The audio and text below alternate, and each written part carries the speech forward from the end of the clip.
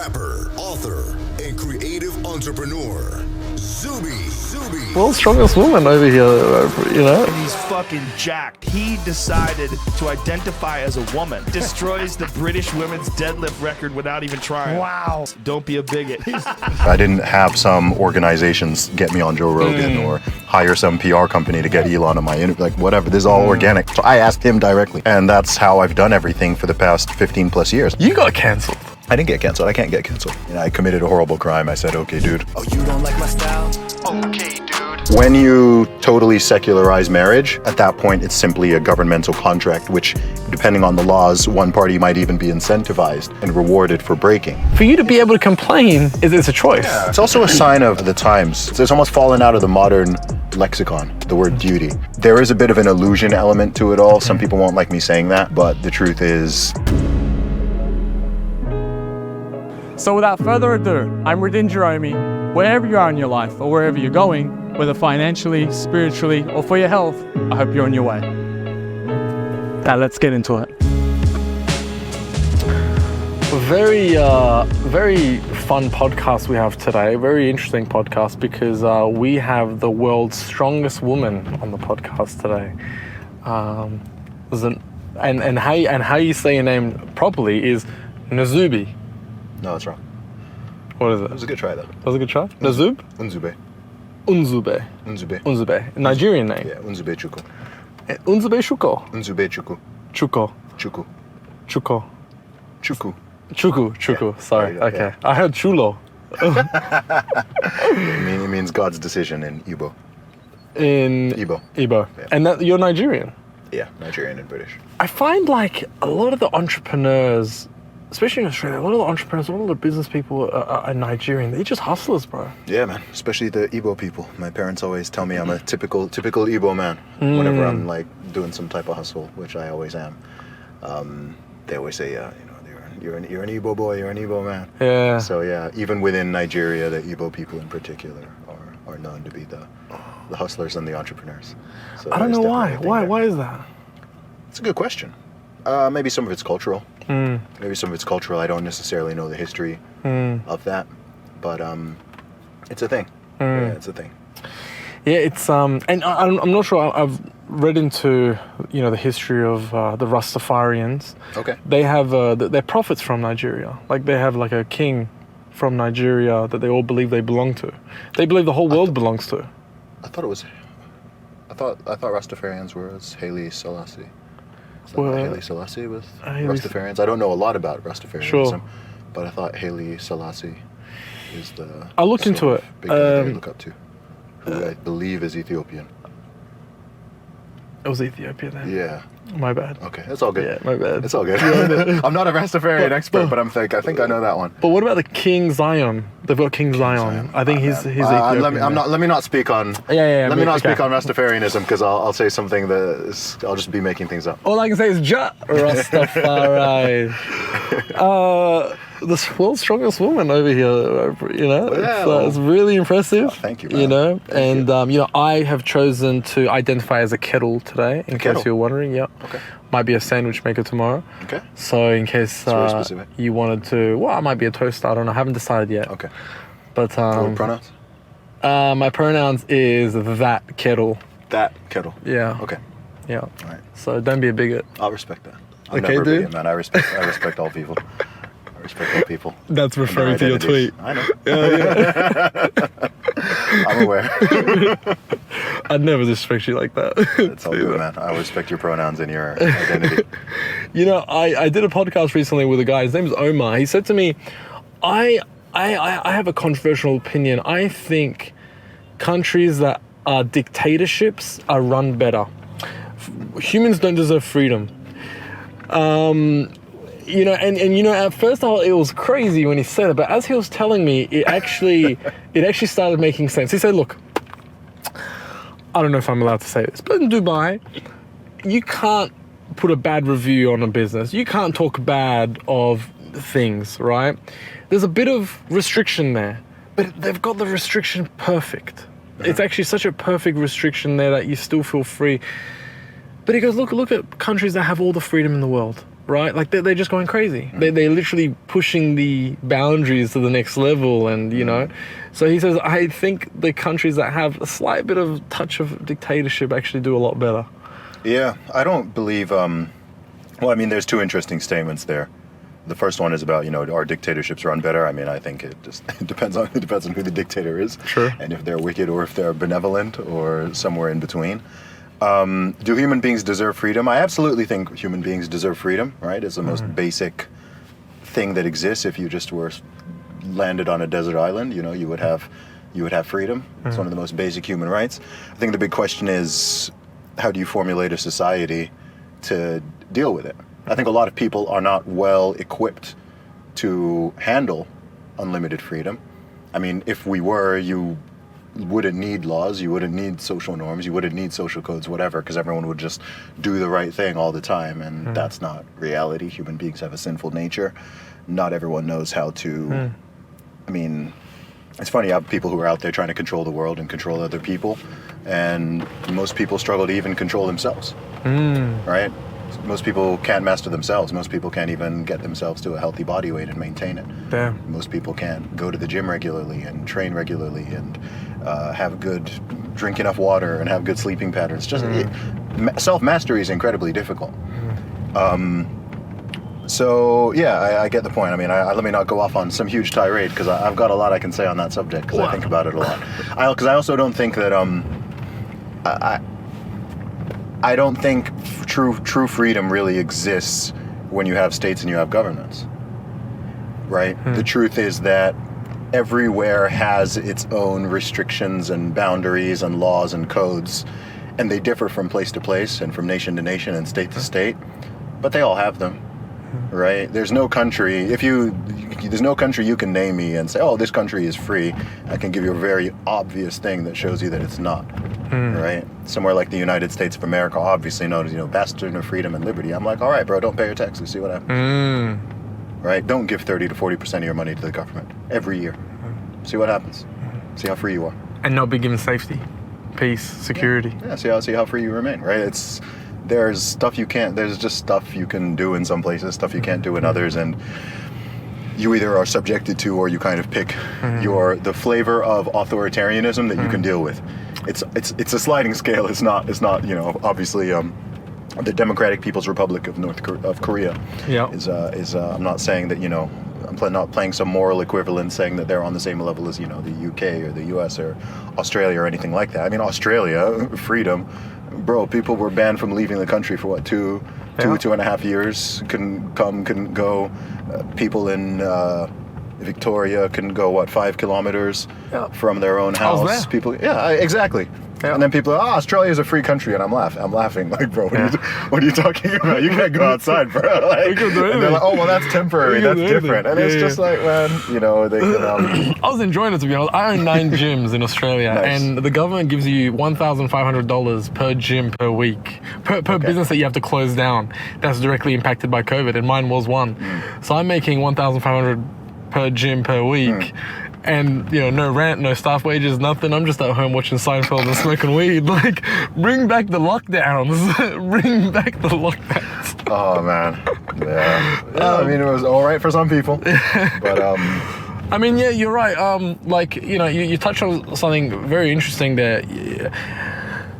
You're right. A little bit of dictatorship is good. But, you know, the thing is, it has, you know, dictatorship, I think, is good if there's no...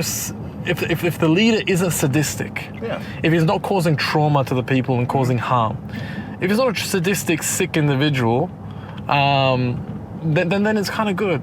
Yeah, benevolent king.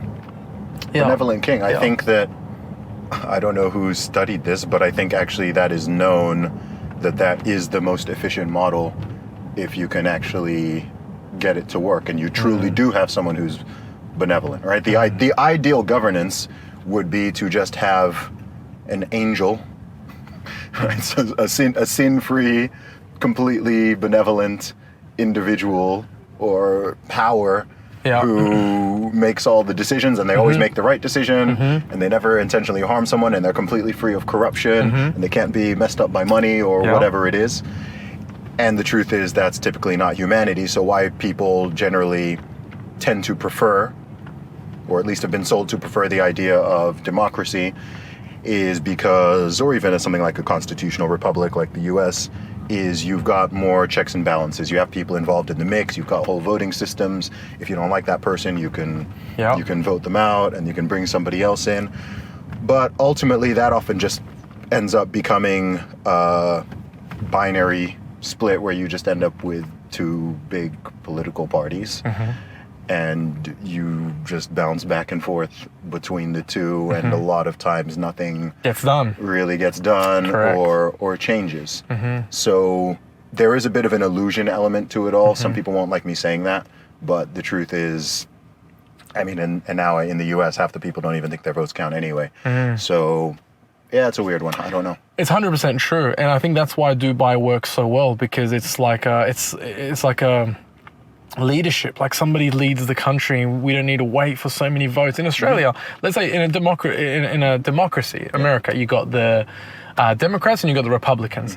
Even if a Republican doesn't agree with the bill, he's still going to side with his team. Yes. Right? Yeah. That's why when I have a meeting with my staff, I talk last. Because I know if I talk first, the kiss asses are going to align their beliefs with me and not actually tell me what they think. Yes. So I talk last. What's everyone think? And then I kind of take it in. Sometimes I don't even give them my attention. I kind of leave because I'm not ready to make a decision. Yeah. So you don't want to do that. You don't want, and obviously nothing gets done. Nothing gets done. It's like, okay, he voted this, 50 votes for yes, 50 votes for no. It's whatever, we throw it out. You know, it just and you doesn't can't plan ahead. You can't plan ahead. Can't plan ahead. So in the US in particular, one of the issues I think that they can have in a way, it's just a function of the system, is there's always a focus just on, everything runs on 2 to 4 year election cycles. So when you have people in power, whether they are mayors, whether they are governors, presidents, whatever it may be, the administration is always just focused on winning the next 2 years, right? And right now, all the focus is on winning 2024. After 2024, whoever wins that, the focus will be on the 2026 midterms. After that, then it's back on the 2028 election. And every time the new president comes in, they undo the executive policies of the previous one, and then they put in their own stuff. So it's sort of this step forward, step back, step forward, step back, step forward, step back. And some people think that's good. Some people think the gridlock is good because it prevents any side from sort of totally dominating. But at the same time, it means that someone can't be, there can't be any vision 2040 for the USA. There can't be any vision 2040 for the UK because there's no consistent chain of power and desire to make that happen, right? It's too far ahead. Whereas in other places, you can say, okay, look, this is where we want our nation, state, city to be by 2040, and you can create a plan and actually execute a plan, rather than, someone comes up with that idea and then the next person just throws that all away and wants to go in a complete other direction. Next person comes in and throws it all away again. And it can cause a lot of stagnation, but politics isn't the solution anyway, so what do I know? So much wasted energy, right? Like so much funds being thrown in a particular direction, and then the next person comes in and just reverses the whole thing. Well, what about the $1 trillion that we just spent to go in that direction? Yeah. So much wasted energy, so much wasted money, wasted resources. And there's also no accountability because of that, right?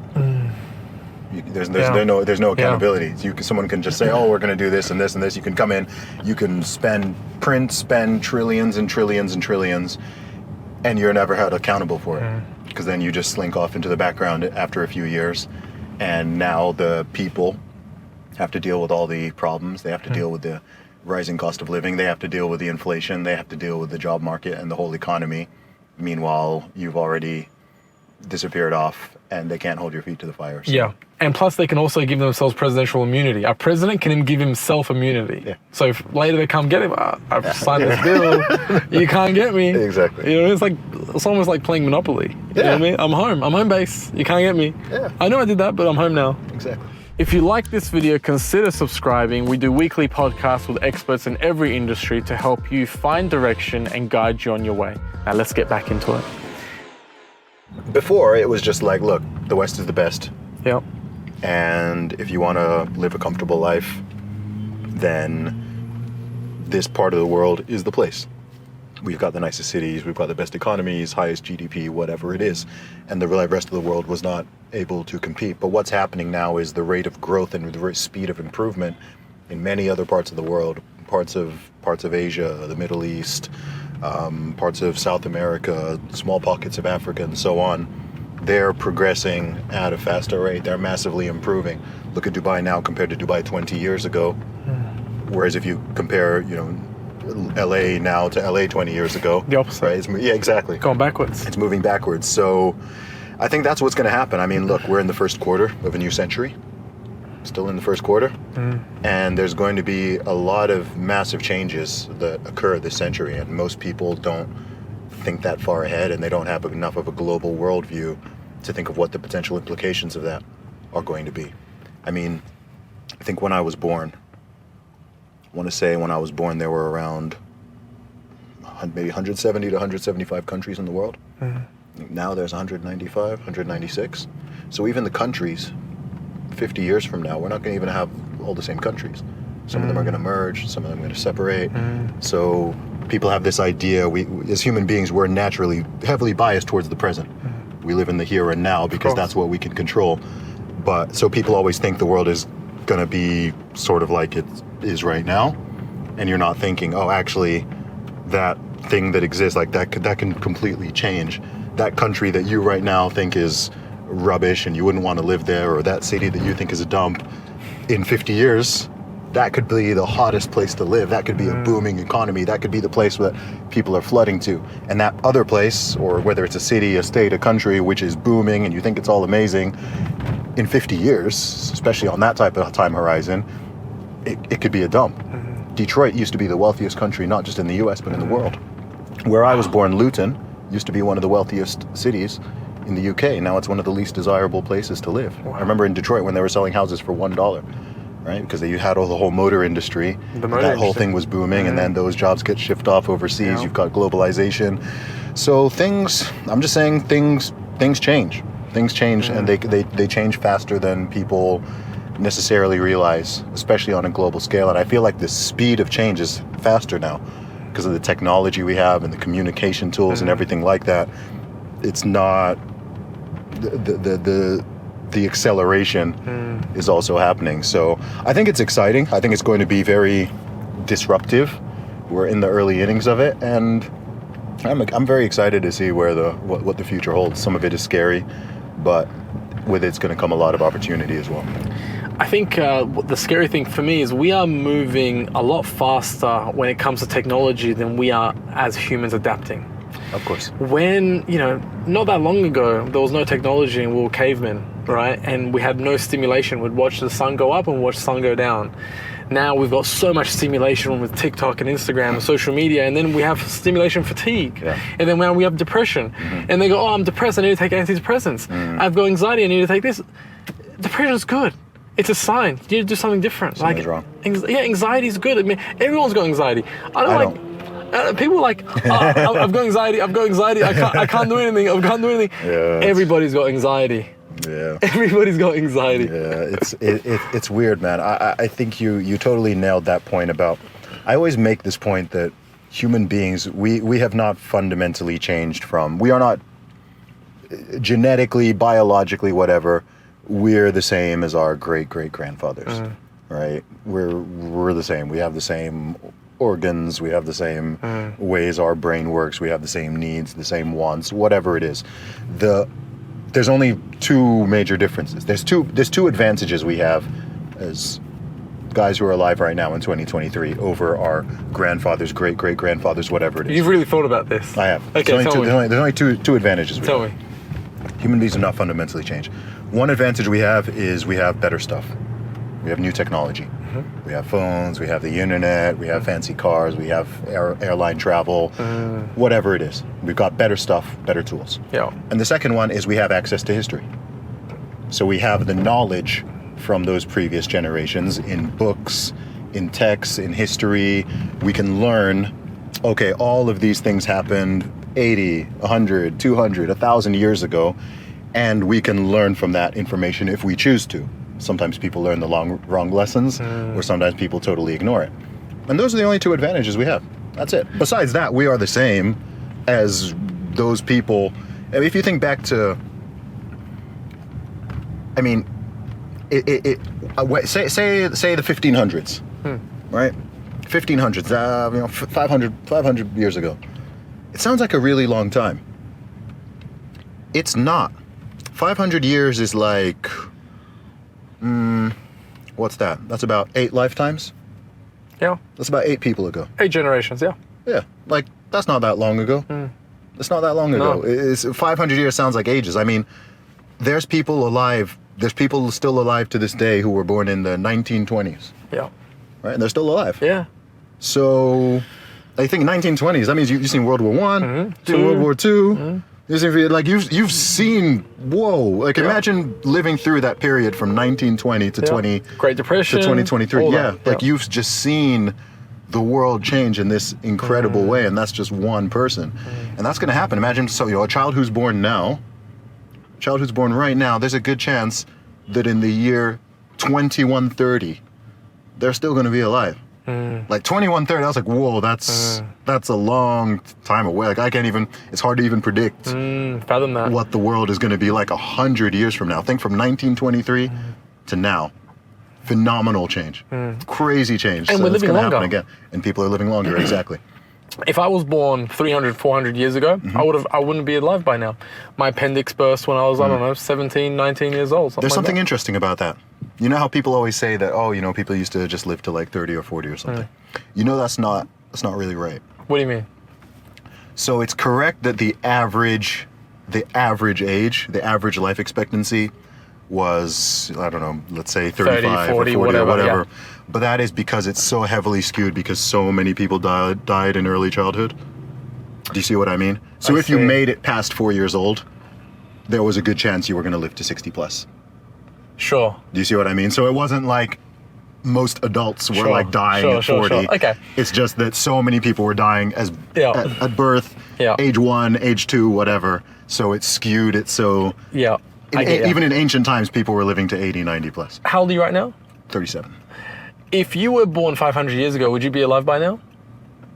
If I survived If you survived childhood, childbirth, probably yes. you haven't had any life-threatening surgeries? No. Okay. So you got okay. See, my appendix burst, so I would have died Okay, gotcha. when I was like 17. Yeah. Oh, yeah. And people were dying left, right, and center of everything. Yeah. I mean, World War I, they didn't even have antibiotics, right? Don't quote me on this, but I think that in World War I, more people died from post-injury infections than the actual Wow. bullets and bombs themselves. Wow. Right? Because if you got grazed by a bullet, you're course. in the trenches or whatever. Of course. You get cut, it gets infected. Mud and gets in there, whatever. There's no penicillin. Wow. There's nothing. Didn't know that. Yeah. So a lot of the deaths, I believe, in World War I were certainly a lot of them. I don't know if it was most. A lot of them were just from infections because there's nothing you could do. It was just, all right, well, you're infected and we got to just, I don't know, give you some juice or something. Just give you some juice and hope you magically get better. Yeah. Cut it off or something. Yeah, or just, amputate Yeah. it. And also, man, crazy. Think they used to do amputations with no anesthetic, I right? know. They used to just I know. get people a bit drunk. Yeah. Put a stick in their mouth, Oh. pin them down to a table, and then get like a saw Horrible. and take that leg out. Oh, and now surgery for us is like that. We don't even feel it. Yeah, you know what I mean? You're in and out. Dude, this is why we're blessed. Like as much as I'm aware of a lot of the issues facing us in modern society, at the same time, I'm very happy to be alive at this time because human history is brutal. People used to just Brutal. basic survival. Even war, they would have to keep hacking you with an axe or something to until you die. Right now, war is different. I mean, now you got drones. You know, there's some fat guy sitting in in his mum's basement. He's like, "Yep, do I have permission to drop the bomb on this?" Yes, you do. Bang, button. You know. I respect that less though. Of course. Like if you're gonna do war, don't do war. But if you're gonna do war, like get out there and get dirty. There's different types of wars now. course. There's biological war, COVID. There's economic war. Oh yeah. You know, BRICS. Trying to get cancelled now. I'm joking. No. I didn't mention anything about the LGBTQs. The YouTube flash and the YouTube warning. YouTube warning, I know. Jesus. You got cancelled. I didn't get canceled. I can't get canceled. But your Twitter got taken down. Yeah, I got temporarily suspended once. Oh, temporarily, okay. Yeah, I mean, I committed a horrible crime. I said, okay, dude. Horrible. Yeah, I mean, Horrible. if you think of all the awful things that someone can say in this lifetime, okay, dude, it's pretty out there. I would be offended because I'm a kettle. Okay. So you can't call a kettle dude. Okay. So that aggravates me a Can you little call bit. a kettle black? Is the kettle black? I don't know. You can call a kettle black if the kettle identifies as black. Okay. Fair enough. Fair enough. I respect that. You don't know. I love it. It depends on if I identify as a pot. I love living in Dubai. You can say that shit. You can say it anywhere, man. You know, I went to New York. You can. People always say they can't say things. I'm like, you can. You're self-censoring yourself. I went to a bar in New York, right? This is like 3 o'clock in the morning, and the prettiest girl there was the bartender, right? So I just started talking to the bartender, and you know, where are you from? I'm from Australia. And then she's like, what can I get you? I said, whatever you want to make me. Like, it's up to you. And then she goes, okay, let me make you something nice. And I said, okay. And it was pretty quiet. It was like 4 in the morning. So I said to her, listen, just don't make me a pink drink. And I meant it as a joke, right? And she goes, what do you mean? I was like, don't make me a pink drink. She goes, what's wrong with that? I was like, I don't want to be walking around here with a pink drink. She goes, what's wrong with pink? Oh gosh, here we go. And I was like, cancel the order. I gotta get out of here, actually. Oh no. And that's why I knew I had to go home. I had to go home. Oh, New gosh. York's bad like that. Oh yeah, of course. New York's really bad. Have you been to spend some time in New York? Yeah. Yeah. Washington Square Park. It's bad like Washington that. Square Park. Yeah. I don't know if I know that area so much. That's where they're going. That's on Manhattan. That's where they're all going protest. Anything. Oh, okay. Anything okay. and everything. They go They love protest protesting. there. Yeah. They love protesting, of Yeah. course. Where do you live now? I'm just a road warrior. You're a nomad. I'm a nomad. Yeah. You're a global nomad. I'm homeless. I feel like Dubai suits you. Yeah, I'm moving here. You are? Yeah. For sure? Yeah. Amazing. Barring some crazy thing that makes me change my mind. Yeah. What made you decide to move here? I've been traveling pretty much nonstop for the past 2.5 years. The last place I lived was the UK. I was living in the UK for over a decade, up until 2021, mid-2021, with all the craziness and lockdowns and the talks of vax sports and all the madness. I didn't like the way the country was going. I didn't like the way people were talking. And I was like, I need to get out of here. So I left. I went to the US for 3 months, followed by Mexico. Like that's when the nomadic journey just started. Sure. That's when I just started living out of a suitcase and just traveling and Yeah. doing events and just going wherever. So I mean, since then I've been to 20 something different countries. Yeah. Some of them many, many times. And I've been having an eye on, okay, where do I want to settle? Where do I want to establish my business and incorporate it? Where do I want to importantly raise my future family? So I got a U.S. visa. The USA is my biggest market for everything I do. I love the U.S.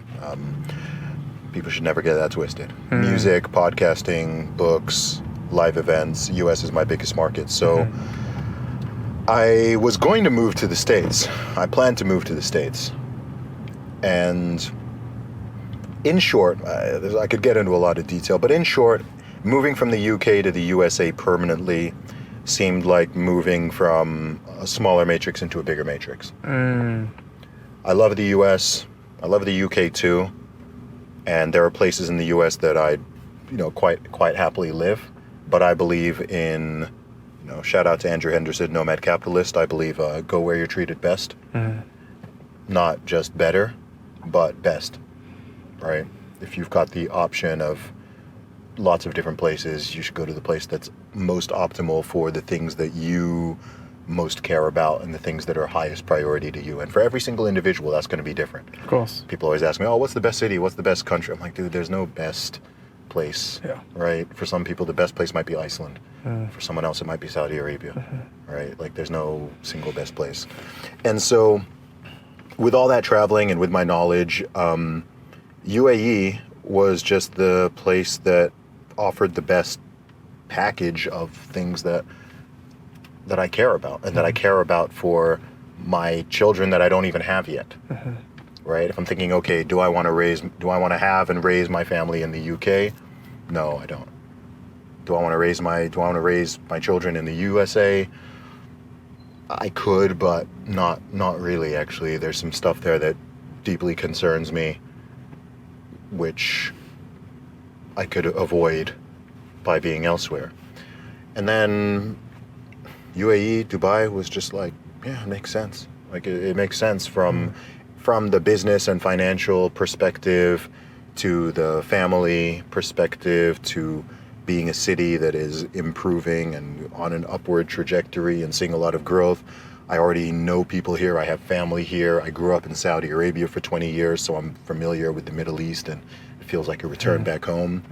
Just with all those things and more, I was just like, okay, well, this, on all these measures, this is beating the US and the UK, in my opinion. Of course. So that's the place. And I'm still always going to travel. I need to travel anyway, just for what I do for a living.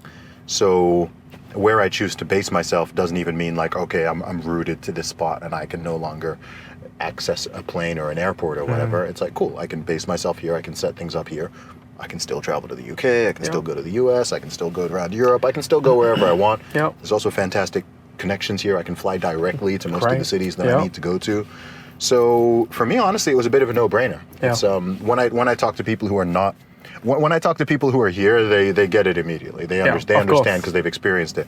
If I'm explaining it to an American or a British friend, for example, or maybe someone in Australia, someone who's never been even to the region, and they have all these ideas and expectations and presumptions, then it can be hard to explain to them because the way they imagine it in their brain is very different to the reality. And I'm like, okay, that's fine. You know, some people are open-minded and they're really keen and interested to learn what something's like. Some people are ignorant and they're sort of very prideful in their ignorance and they're happy with that. And at this point in my life, I don't need to bother explaining things to people like that, right? Like, cool. If you're happy, then cool. Any advice I ever give on anything is only for people who complain, right? If you're happy where you are and you're happy doing what you're doing, then, like, if someone's fat and they're like, yeah, I'm fat because I eat too much and I just really like enjoying eating my food and whatever, and they don't like complain about their state or whatever, I'm like, okay, cool. If you're someone who's like constantly complaining about being fat and you're whining about this and you're complaining about this and whatever, and then you also don't want to take advice, then that's when it annoys me, right? So if you're there and you're constantly complaining and complaining and complaining, but you're not willing to make the changes to make your life better, I don't have a lot of time for that. If someone wants actual help and wants advice, I'm always happy to help people. I'm always happy. I've got a lot of time for that. But there's a difference between someone just wanting to complain and someone who's actually seeking a solution or improvement. Well, complaining is a funny one because complaining is a luxury. Complaining is a choice. When my parents moved to Australia and had 2 jobs each, trying to make ends work. Where did they move from, by the way? Iran. Iran, okay. Yeah, I'm Persian background. We moved to Australia when I was 5 years old. Well, they had 2 jobs. When my dad had to wake up 3 a.m., 4 a.m., whatever, they never complained. No. You have to. Yeah. You have to get this done to have food on the table tonight. For Radin to have a better future, for him to go to school here. They never complained. The people that's what I'm saying, complaining is a luxury. For you to be able to complain is something that is a choice. Yeah, it's a luxury. It's also a sign of the times. There's a word that has really been lost amongst our generation. And that word is duty. Right? Everyone wants to talk about rights and me, and freedom and liberty and all these things. And there's a time and place for all those conversations. These are important things, but a lot of people have forgotten. It's almost fallen out of the modern lexicon, the word duty.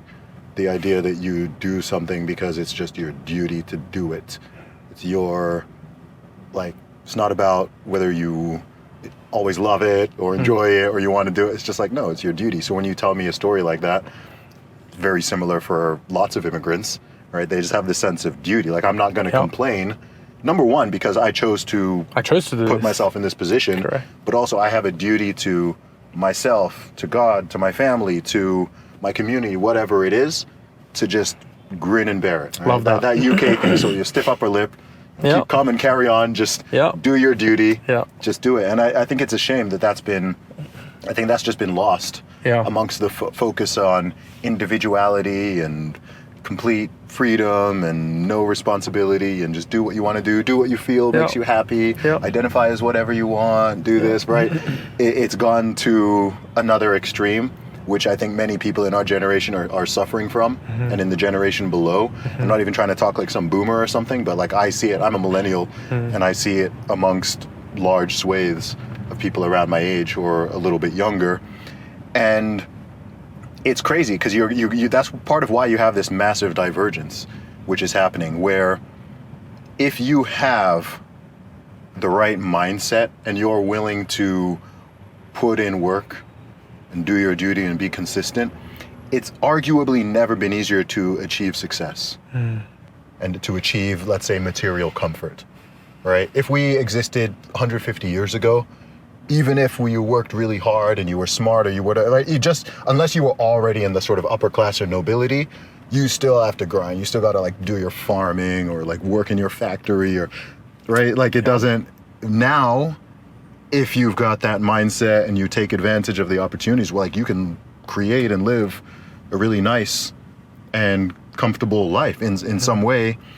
I don't even want to be, I don't want this to sound arrogant, but the competition is weak. Competition is weak, right? You've just got millions of people out there, they're just complaining. You've got people literally crying about, oh yeah, I was misgendered. Oh, like this person won't respect my pronouns. Oh, the store ran out of guacamole. Oh, you know, the white, like just complaining over like pathetic, like nothing, just pathetic stuff, right? You can go on Twitter, you can go on TikTok, you can go on Instagram. I'm gonna see people whining about the most. They didn't have alternative milk in my coffee. Literally, like you're not even exaggerating. Yeah. Did you see there was that guy who didn't he glue himself to the counter? I don't know if you saw this. No. There was a guy who glued himself in a cafe. He glued his hands to the counter to protest the fact that soy milk and almond milk had an additional charge compared to cow milk, some vegan activist protester. He glued himself to the counter in protest because of the price of the almond milk. Ridiculous. Right. Somebody like that doesn't have real issues in their life. They really don't have real issues. Like, especially like when I see people getting angry with road rage or anything like that, I'm like, really, bro? You're gonna get angry over this? You don't have real issues in your life that this makes you angry. And you know what? I think people do, but I think it's a distraction, right? Instead of taking that responsibility and accountability and really dealing with the stuff you need to deal with in your own life that you're at least subconsciously aware of, it's a lot easier to focus on the external stuff and shouting at other people and everything in the world instead of looking inward and going, okay, what can I do to sort myself out? Exactly. And everyone knows things. We all have things in our lives that we're like, okay, I could get better at that. I could work on that. I could fix that bad habit. Yeah. Maybe I shouldn't do this or whatever. But instead of that, I could just go outside and I could go online or I could go out in the real world or whatever, and I can start pointing out everything wrong with everyone else and shouting at the government and waving my placard and just doing all this activism stuff. Yeah. In a very ineffective and annoying way. Yeah. And making other people, that's what virtue signaling is, right? Showing other people, look, I'm more moral, I'm more virtuous, whatever. Meanwhile, my own house is a mess, my own relationships are a mess, my own body is a mess, my own mind is a mess. So yeah, I think for some people it's like, yeah, they do have problems, but they don't want to deal with it. They don't want to deal with it themselves, so... There's a quote that said, change only happens when the pain of changing is less than the pain of staying the same. Sounds about right. Yeah. Sounds about right. You know, I want to go back to Judy because that's a very interesting one. No one's ever said it like that. It's so perfect. It really resonated with me because me seeing my parents hustle so hard with 2 jobs each, trying to put me to school, and you know, I didn't understand English at all. They put me in year 1. I'm going to girls' toilets trying to take a piss, and they're like yelling at me in a different language. I'm like, what are you saying? You were ahead of the curve. You just tell them, hey, I identify as that. And the thing is, I'll go there again, and I'm like, this is the only toilet I know where it is. I don't know what you want me to do. Oh, no. Can you imagine them yelling at you in a different language, and you're like, oh, man. what are you on about? I just took a piss. But you know, it was my duty to retire my parents because it was like after what they've went through, it was my duty to like, and it could have been dumb because you risk more. Yeah. You risk more. You risk your money to try to do a business to be able to get ahead and try to put your mum on a salary and your dad on a salary. So that sense of duty was what pushed me. That's amazing. Yeah. Because almost no one has that in the West. Well, you have to go through suffering, and there's a certain level of beauty that comes out of suffering, and there's not much suffering in the West, right? Going back to obviously dictatorships and stuff like that, like you need a certain bit of suffering to push you because New York City is beautiful, gorgeous, crazy people, but the crazy people add to the character and the beauty of New York because it's such a hard city. Right? The reason why New York is so beautiful is because it's a hard city. Yeah. It's pushing people to the edge. You're seeing a certain level of character in people that you wouldn't see anywhere else because the hardship of the city that they have to go through. Like in Australia, because it's so open, people have stickers on the back of their car that says FIFO, FIFO, which means fit in or fuck off. Yeah. Right? Good luck doing that in Dubai. Good luck doing that in Dubai. Honestly, they will say, listen, this is a family country. Yeah. This is a peaceful country. Yeah. Don't be bringing that biggest shit over here. Over there, freedom of speech. He can say what he wants. Oh, if that's what he believes? Well, sort of. This is the thing, right? If that's what he believes. Yeah, but not if you cross certain lines, right? Well, violence, of course. No, but not even that, right? I mean, what's the thing people are always complaining about in the West? The cancel culture, the censorship. Oh, like you're not allowed to talk about this. You're not allowed to talk about that, right? So it's almost like they've just got their own, almost like leftist progressive version of their own hate speech laws and blasphemy laws and things you can't say, right? That's what I mean when I say that each place and culture has its own taboos and lines you can't cross and whatever. There's not absolute freedom of speech in the UK, not at all. There's like 3,000 investigations per year, hundreds of people arrested for tweets and Facebook posts and stuff like that. People have been arrested for quoting the Bible, right? Wow, in the UK? Yeah, in the UK. Yeah, it's happened in the UK. There was a Finnish politician who just last week was acquitted. She posted a Bible verse on Twitter and she had a three-year criminal situation, 3-year trial situation going on. I think just last week she was acquitted, because they said that she violated the hate speech laws because they said what she said was anti-LGBT. There was that rugby player. What was that? Wasn't that in Australia? Sonny Bill Liston. I don't think so. I think this guy was like a very, very devout Christian. He's a massive player. He's like one of the highest paid players. Sonny Bill. He posted. That's not him. That's no, not that's him. not. Okay. It's not What's him. his name? He posted something on Instagram. He posted a Bible verse on Instagram, and they came after him like crazy. What was the issue with that? It was about people who won't get into heaven. So it was like, adulterers, the sexually immoral, liars. Homosexuals, But it was like, and it was obviously homosexual one was the one they jumped on. Of course. Right? And it was, oh my gosh, he's Falau. So is it something Falau? Israel Folau? That's the one. Is he Australian? Yeah. Yeah. Israel Folau. Did you not see that whole situation? This is a long time ago. 2 years ago, 2 or 3 years ago. Dude, this was I do remember it, but it's left my memory. Yeah, it's been a while. man, like the entire rugby. You're right. I think he was the highest rugby player. Yeah. So there was this huge thing. It came from an Instagram post. Literally, it was just a quote from the Bible. Yeah, you're really refreshing my memory now. Yeah. So quoting the Bible is hate speech. Yeah. And I don't even know how that whole thing ended, but there was so much pressure on him. He was being right, and everyone only all focused on just one part of it. I was like, yo, he wrote about drunkards, he wrote about adulterers. It's just a quote from the Bible. Yeah. Right. Someone might see that and be like, oh, that's not my faith. I don't agree with it or whatever. But but I'm just making the point of, you were saying, oh, Australia, freedom of speech. I'm like, no, there isn't. No, there isn't. Right? Like, Christianity is probably the dominant religion in Australia, and you can't even quote a verse from the Holy Book. Yeah, that's wild. When it comes to their narrative, when it comes to, the LGBT things, will jump on you straight away. But that, to me, is not as offensive as somebody saying fit in or fuck off. Right? Like, that's... Because it's a multicultural country. It's a multicultural country. Like, it's supposed to... The strength of Australia is having different cultures. right? That to me seems more offensive than somebody quoting the Bible. You know what I mean? I don't know. I don't know. Maybe. See, that's why I don't think either is offensive. You know, offense is very subjective.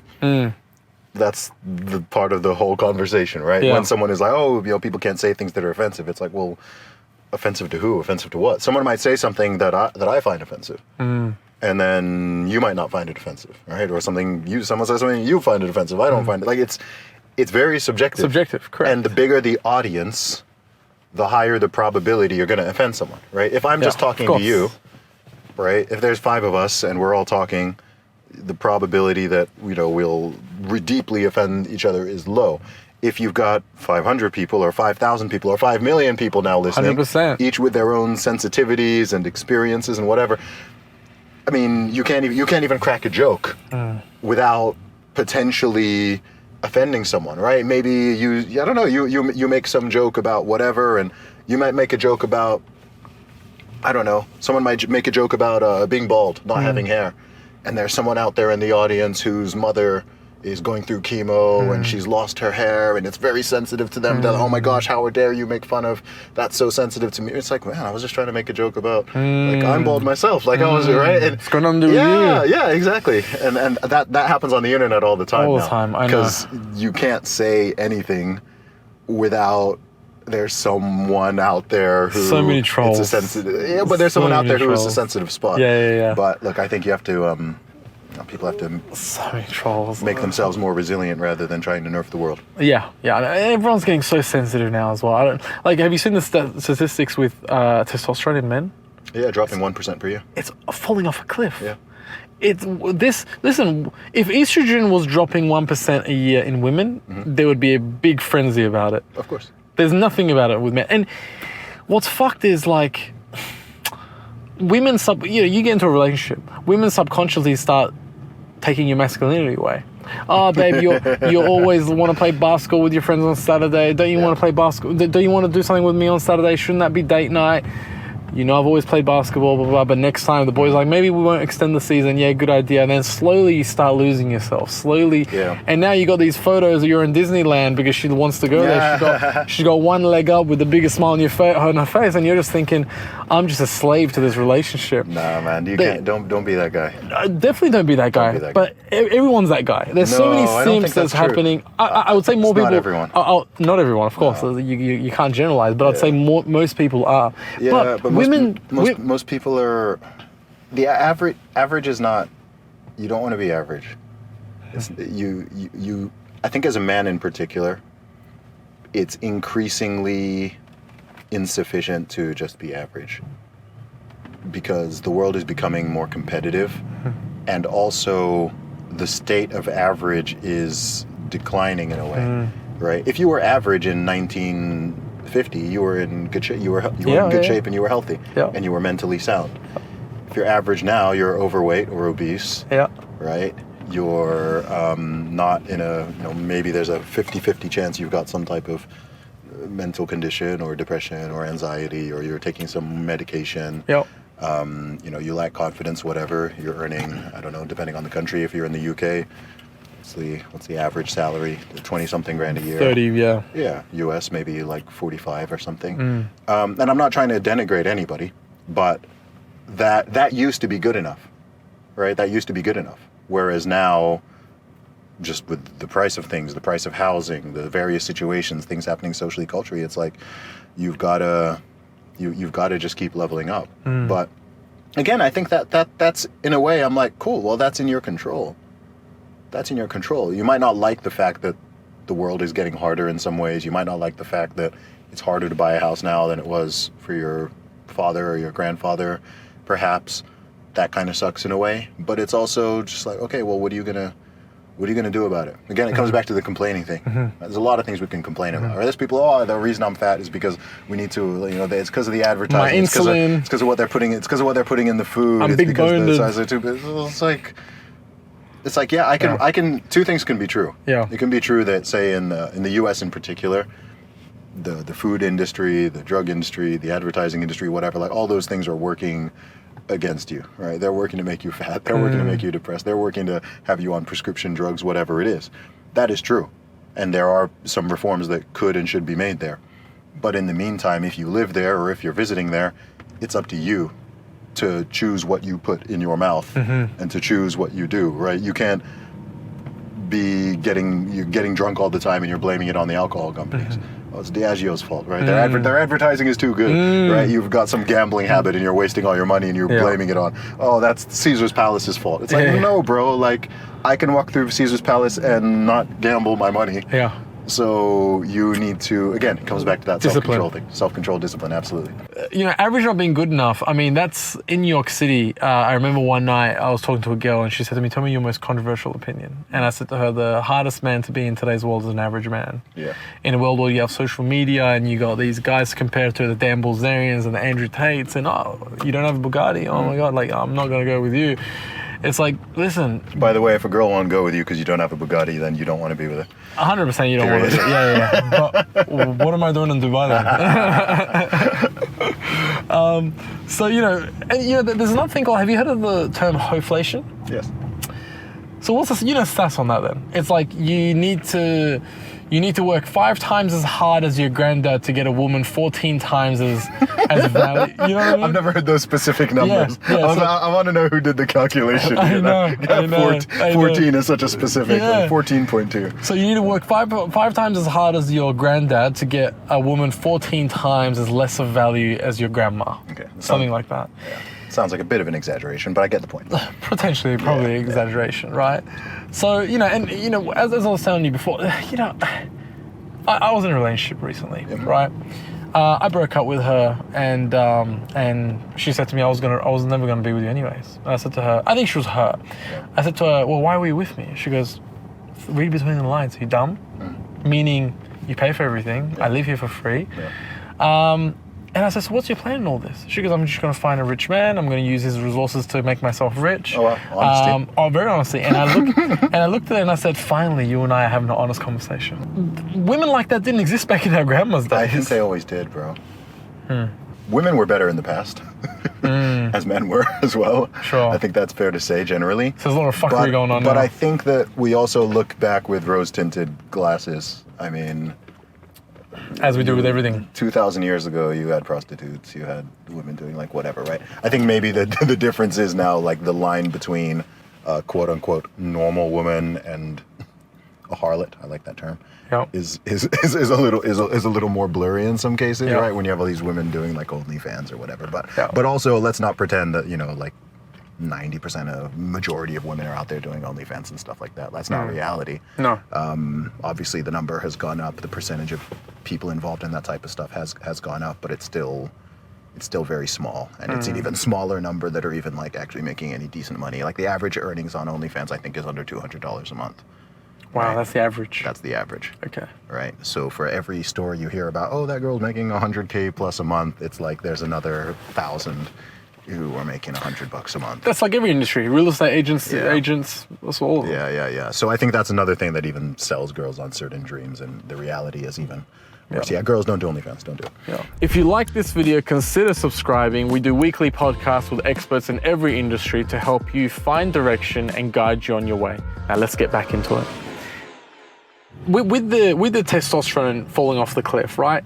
I find that relationships, you know, women start to subconsciously demasculinize the man, and then now she's got this puppet. Now that she's got this puppet that she can do whatever she wants with, babe, let's go to Disneyland. He doesn't want to go to Disneyland. All right, no worries, let's go to Disneyland. Yeah.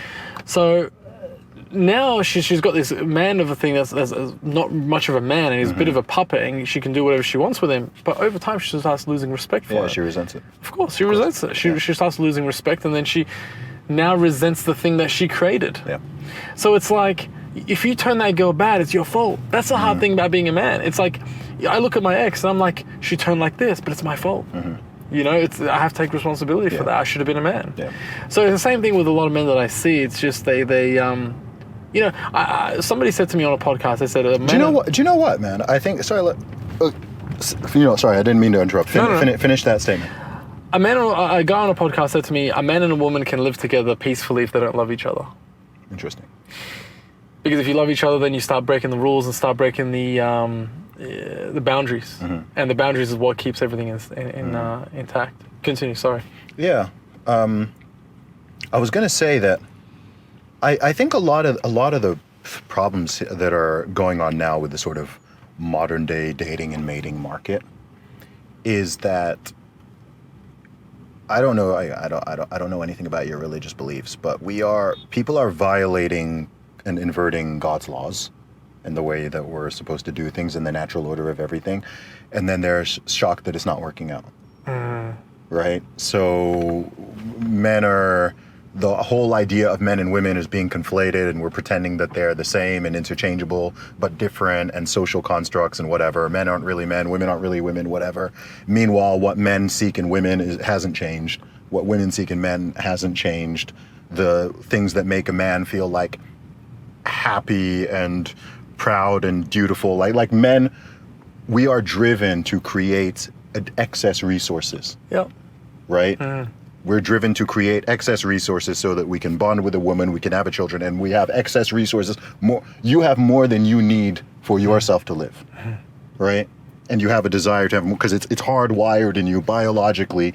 Gather excess resources, make more, so that I can have dependence and I can share this with them. It's hardwired in men. Like, why are people chasing success, money, farmland, whatever it is? It's like creating that excess. Men have that drive so much stronger than women do.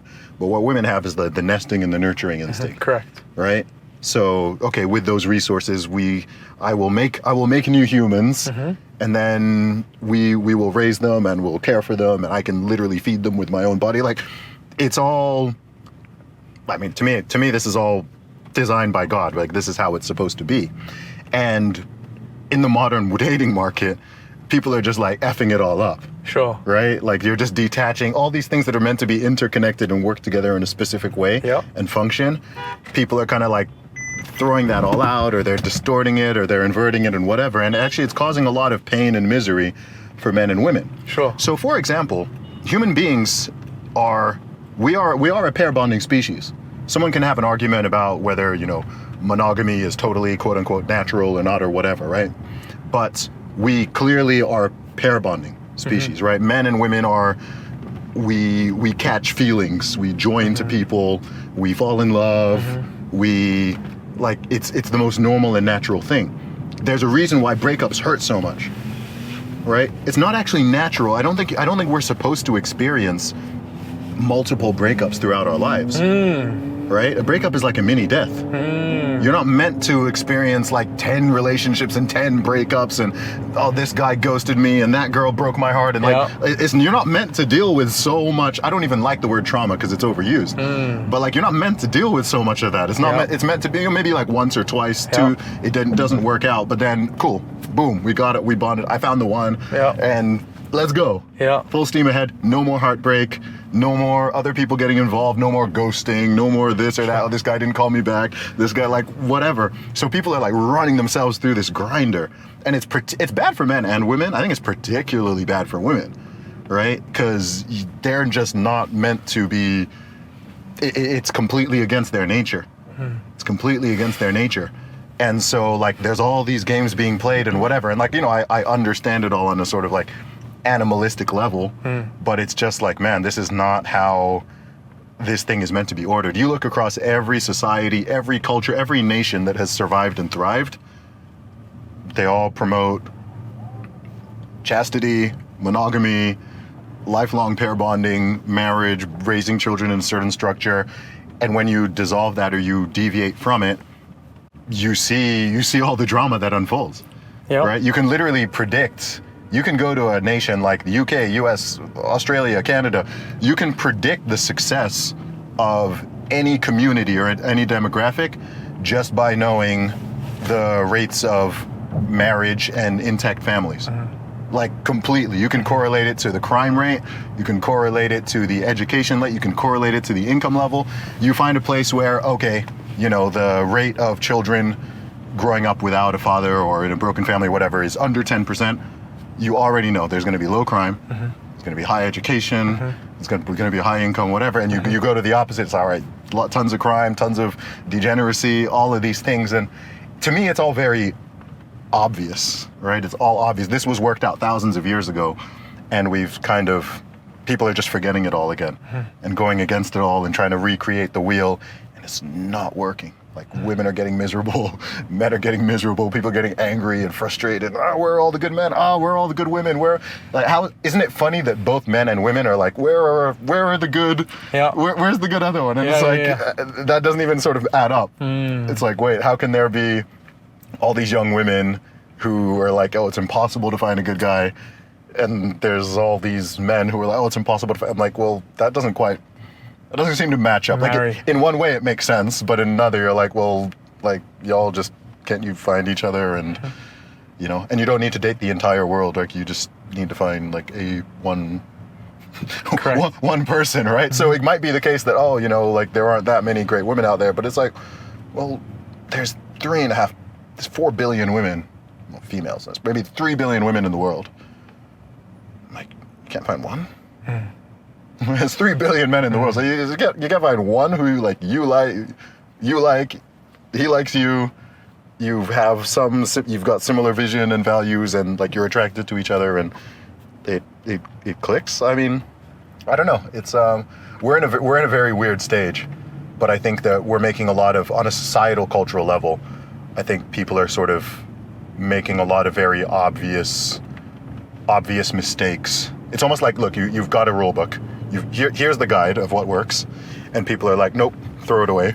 Yeah. And they're making up their own version, and then they're going through this mess, and they're like, why is it not working? Why is it not working? Why is it not working? And then, funnily enough, when people get a bit more experience and they're a bit older and wiser, you find that they tend to become a bit more like, they tend to go back to a more sort of conservative or traditional mindset, ultimately, because they realize again, oh, okay, that does work, and that is functional, and that does make me feel happy and stable and comfortable, and it's good for the children too, and whatever. So, yeah, it's funny. Maybe it's always been that way. I have a controversial opinion. Please do, go ahead. I think in our day and age, in our generation, divorce is inevitable.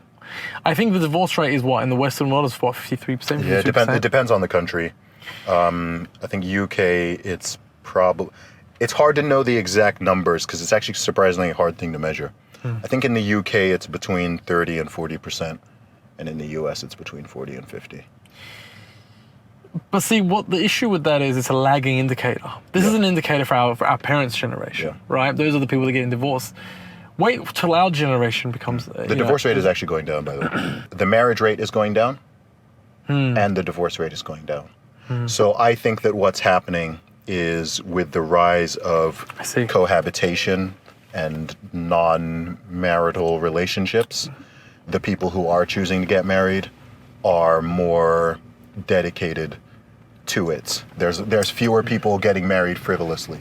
So those who are more dedicated and more likely to stay together. Do you see what I mean? Does that make sense? Because both rates are declining. Yeah. I mean, so it's not the statistics, actually, the number of people actually declining, so getting married. You know, the institute of marriage has to change. It's outdated. For it to remain,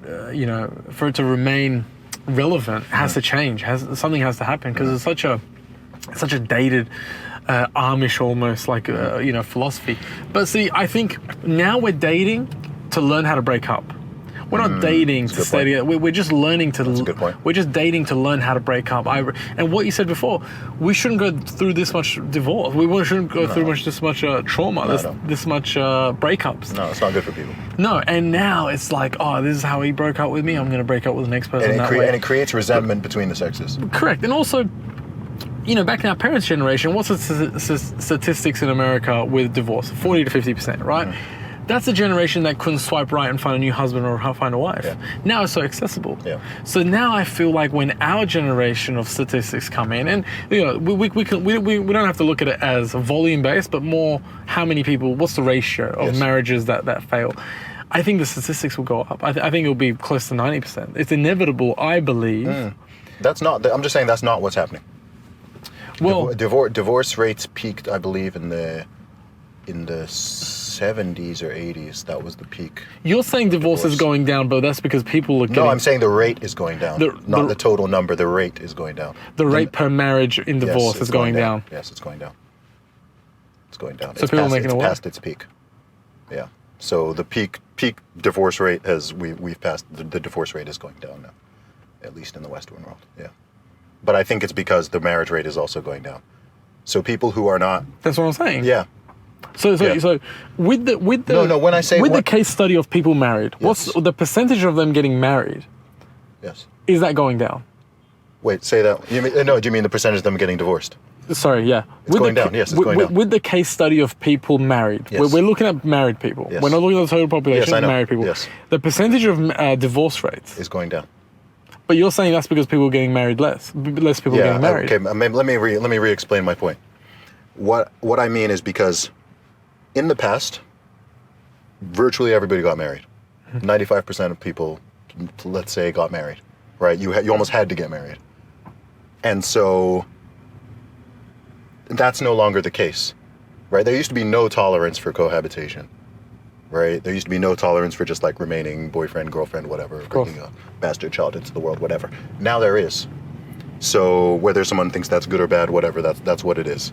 So now, the people who do choose to get married, it tends to be more people who have more of a traditionalist, conservative, perhaps religious mindset. And those are the people least likely to get divorced to begin with, right? If you're a devout Christian, if you're a devout Muslim, if you're a devout Jew, if you're devout, whatever it is, even if you're secular but you really believe in the institution, those are the people who are least likely to get divorced.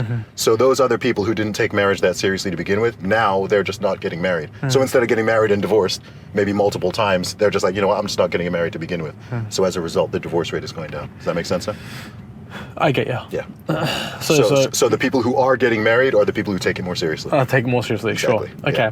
Well, so let's say 40 to 50% is the percentage Okay. of divorce, right? Yeah. What's the percentage of people that stay together because of their kids? 20%? Hard to know the number. Unhappy. Oh yeah, but we're gonna guess. It's hard to know the number, obviously, Yeah. because it's based on emotion. You can't measure it. It could be up to another 50%. I would 100%. You're saying. No, I said it could be up to another 50%. So that means I don't know. people unhappy and people that divorce is 100%. I would say 20%. No. I meant another 50% of Of the the remaining. remaining, yeah. So 75%. Yeah. So now you have a system that is going to fail 75% of the time. Do you see how marriage is just dated? I feel like it's in do you know divorce is inevitable, and Yeah. unhappiness is inevitable with the institute of marriage. Are you do you have any religious faith? I was born a Muslim. Okay. I went to a Christian school, Okay. so I'm very mixed. Okay. But I do believe in God. Okay. Very But religious. You're very religious?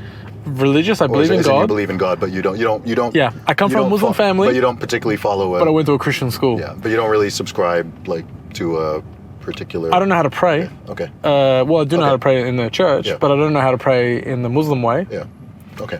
So the reason I ask is because to me, and most religious people would agree with me regardless of their faith, is that in the absence of religious faith, I would agree that marriage as it currently stands doesn't really make a lot of sense.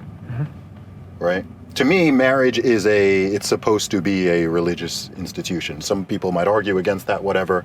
When you totally secularize marriage, you inevitably end up with what we currently have in these type of statistics, right? Because at that point, it's simply a governmental contract, which, depending on the laws, one party might even be incentivized and rewarded for breaking. So if that's the case and people don't view it as something that is, if people just view marriage like extended dating, then of course you're going to get a 40 to 50% divorce rate, right? Just like you'd have in a boyfriend-girlfriend relationship, right? It's not that deep. If you view marriage as a commitment, a covenant between yourself, your wife, your families, and God, right? Till death do us part, and that's your true view of marriage, and both people believe that, then the divorce rate now drops under 10%. Yeah. If both people truly believe that and you have that bond, right? There's many communities where the divorce rate is under 5%. Of course, Right? India. Exactly. So, But I'll tell you the thing with Sure. that. The Indian one is not tied to religion; it's tied to family. Yes. Because they're all, you will marry my sister's daughter, whatever. The families marry skin in the game. each other. Exactly. Why would I leave her, or why would I leave him when my mum and her mum are best friends? Exactly. I'm breaking up the family. I can't do that. So you have multiple but they're still layers. unhappy. Yeah, well, some are. But here, look, not everything's about happiness. That's a silly Western modern viewpoint, right? Not everything is about happiness. We talked about duty, honor. Some things are bigger than your own happiness is fleeting. Right? Happiness is fleeting, right? What about purpose? What about meaning? What about what is... Look, the point of marriage, to me, obviously, covenant before God, but also to create the ideal environment to bring children into the world, right? Like children completely change the thing, right? So even that conversation of should parents stay together because of the children? Barring something, an extreme situation, abuse, infidelity, complete abandonment, that type of thing, my general answer is yes, they should. Hi, sir. How are you? I'm fine, good. Are you good? 3 kaks. If you were to have kids tomorrow, Yeah. would you send them to school? Would I send them to school? Would you send them to school? Like versus homeschooling? Versus YouTube, homeschooling, online courses. Oh, okay. Home teaching. In Dubai, yeah. In Dubai, you send them to school. Yeah. If I were in the US, I'd consider homeschooling. Yeah. Because Here, I think the schools are fine. I don't need to worry about them being heavily indoctrinated into some nonsense or anything like that. I would believe in sending kids to school in like a kindy, primary school, and maybe high school. I would do homeschooling because primary school and kindy, you're mostly learning about how to interact with other kids. That's so Australian to say kindy. That's hilarious. What are you gonna say? Just the way Preschool? the way Australians shorten everything. Veggies, brekkie. I never heard kindy before, so I knew what you meant by it, but I'd never actually heard someone say it, so it just made me laugh. I was like, that's very Australian. How long were you in Australia for? Just for 3 weeks. 3 weeks. Yeah. Which city?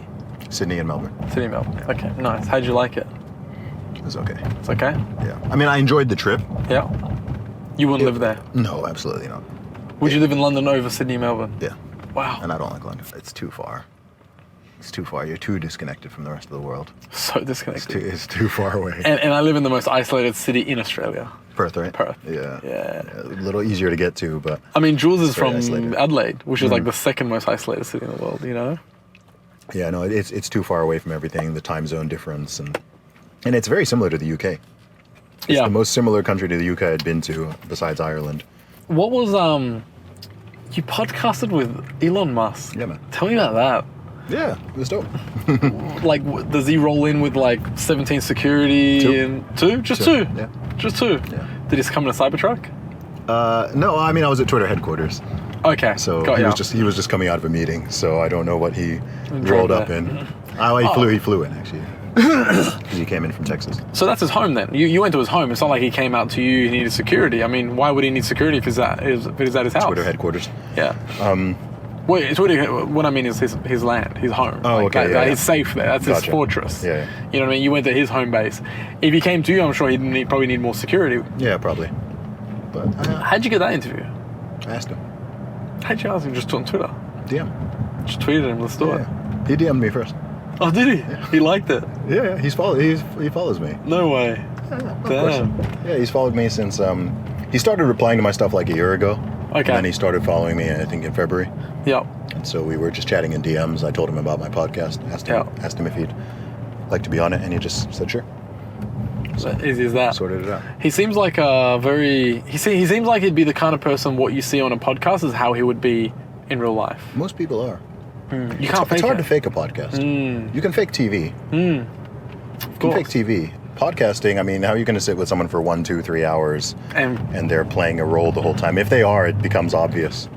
You can tell. It becomes obvious if Yeah. someone's, hiding or, I don't know, you ask me a question and I give you the politician answer. Yeah. And I'm not answering anything directly. Exactly. I've got like some script. I've got some script. Exactly. Every interview you hear me on, I'm spitting the same script. That's, people can notice. But also a lot of these interviews that you have with Fox News or whatever, it's always like the questions are already are pre-approved. Exactly. Right? They call you beforehand. And they let you know what they're going to ask you. So Yeah, you but can they get ready. also want to know your answers. Ah. People don't know that. That people don't know that with most big media TV channels, the traditional news, It's like that. they all do pre-interviews. I see. I've had situations where they've wanted me on a program and they call me earlier in the day. Maybe it's an evening program. They'll call you in the afternoon and they'll ask questions. And I've had ones where I could tell they didn't like my answers. So an hour later after the pre-interview, they say, oh, okay, we won't have you on tonight. Oh, wow. Yeah, that's happened. I've personally experienced that. Normally it's fine, but I've had ones where I can tell, like, Damn. okay, you asked me a question, I'm going to tell you what I really think, and they don't want those answers going on air or whatever it may Yeah. be, and they'll get somebody else, or they'll. It doesn't align with their beliefs. Yeah, whatever it may be. I mean, I remember one time explicitly. Even though it's supposed to be all. I remember one time explicitly they wanted my thoughts on something. This is like 3 years ago. They wanted my thoughts on something that Vladimir Putin had said. Sure. And I not entirely, but I largely agreed with what he'd said. And by the way, this was like not about Russia-Ukraine war or anything. They should like hang that. pedophiles? No, but Okay. that would be a good idea. Yeah. No, it was actually he was criticizing liberalism. Okay. He was saying that the West's version of liberalism has failed because it doesn't stand up for itself, right? If you just allow everything and you tolerate everything, then anything can come in and take over it. Sure. That was kind of the point he was making, and I think the headline was, liberalism has failed, was kind of the top headline. So it was like, do you agree with the statement that liberalism has failed? And I was like, well, actually, partly, right? I mean, I wouldn't state it in those words if it's my statement, but the soft underbelly of liberalism allows for a more powerful or more authoritarian ideology to take over. That could be wokeness. That could be some onto that. type. Yeah, it could be all sorts of things. Sure. But if the whole thing is just like, okay, we tolerate everything and multiculturalism and diversity and whatever, then over time it can put you in a weak position where other ideologies can infiltrate and then take command, and they're less tolerant and you're more tolerant, Yep. and you're appeasing them and they're just dominating over you, and Yep. over the course of time that can happen. So I expressed those opinions, and yeah, they decided They said no. They decided they didn't want me on the program. Even though we are independent news channel, we do not want that aligning with our values. That's what they pretty much said. Even though they're supposed to be independent. It's fine. I mean, I used to be but on you know- Sky News in the UK all the time, Yeah. and then the last time I was ever on it was when I was saying that the whole mandatory masking was a terrible idea. Yeah. And actually that it was illiberal and that they shouldn't do that. This is, I want to say, maybe April 2020. I used to be on there like every 2 weeks. Right in the middle too. And then ever since then, I'm not absolutely saying I know that it's that, but I think it's funny that when I spoke out against the proposal for mask mandates, and I disagreed with the person I was talking to on that thing, very politely, that they haven't had me back since. Yeah. I've been on Sky News Australia more recently than Sky News UK. Sure. So they didn't want to come back because you disagreed with what their narrative is. Yeah. And 97% of media is liberal. Have you looked at that? 97%. 97%. So there's Patrick Bet David. Okay. He said 97% of media is liberal. How do you... How do you measure In that? the USA? Was he talking about the USA? Didn't specify. Okay. Didn't specify. But you were on the Patrick Bet David podcast as well. A couple times. A couple times. How was that? Yeah, it's awesome. I've done Patrick's show twice. Yeah. I've been on Adam Sosnick's show as well, Yeah. Soscast. Yeah. Yeah, I know those guys are Valuetainment. I've done maybe 5 of their. I've done Jedediah Bila's show. I don't think she's with him now, but she was previously. Yeah, I know those guys. If I'm in the Miami, Fort Lauderdale area, Yeah. then we'll often connect. Swing I like through. Patrick. He's a really He's solid a good guy, isn't he? He's a great guy. Yeah, he comes across very genuine. Yeah, he's very cool. genuine. I like him. What was the Joe Rogan podcast like?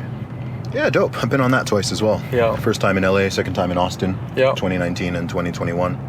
Again, Joe's a great guy, man. Easy. Joe's awesome. Yeah. Joe's awesome. What's his setup like? Is he in the middle of a farm in No. Austin? No. No, he's in the city, but he's got like a facility. The Austin facility is not as giant as the LA one. Okay. LA one was bigger, but yeah, it's a facility. I mean, the room is what you see. Yeah, of course. You see yeah. that, and then he's got a small staff. It's just a couple security. Jamie. At the last time, there was a nurse. She was actually really nice. There was a nurse who was doing the swab for the Rona Oh no. prior to the show. Because it was 2020. That was 2021. 2021. Yeah, so I'm sure they're not doing that anymore now. Nah. But at the time, that was the protocol. Yeah. Yeah, man. Honestly, it's been a blessing to be able to meet all these people and hang out with them, go on their shows.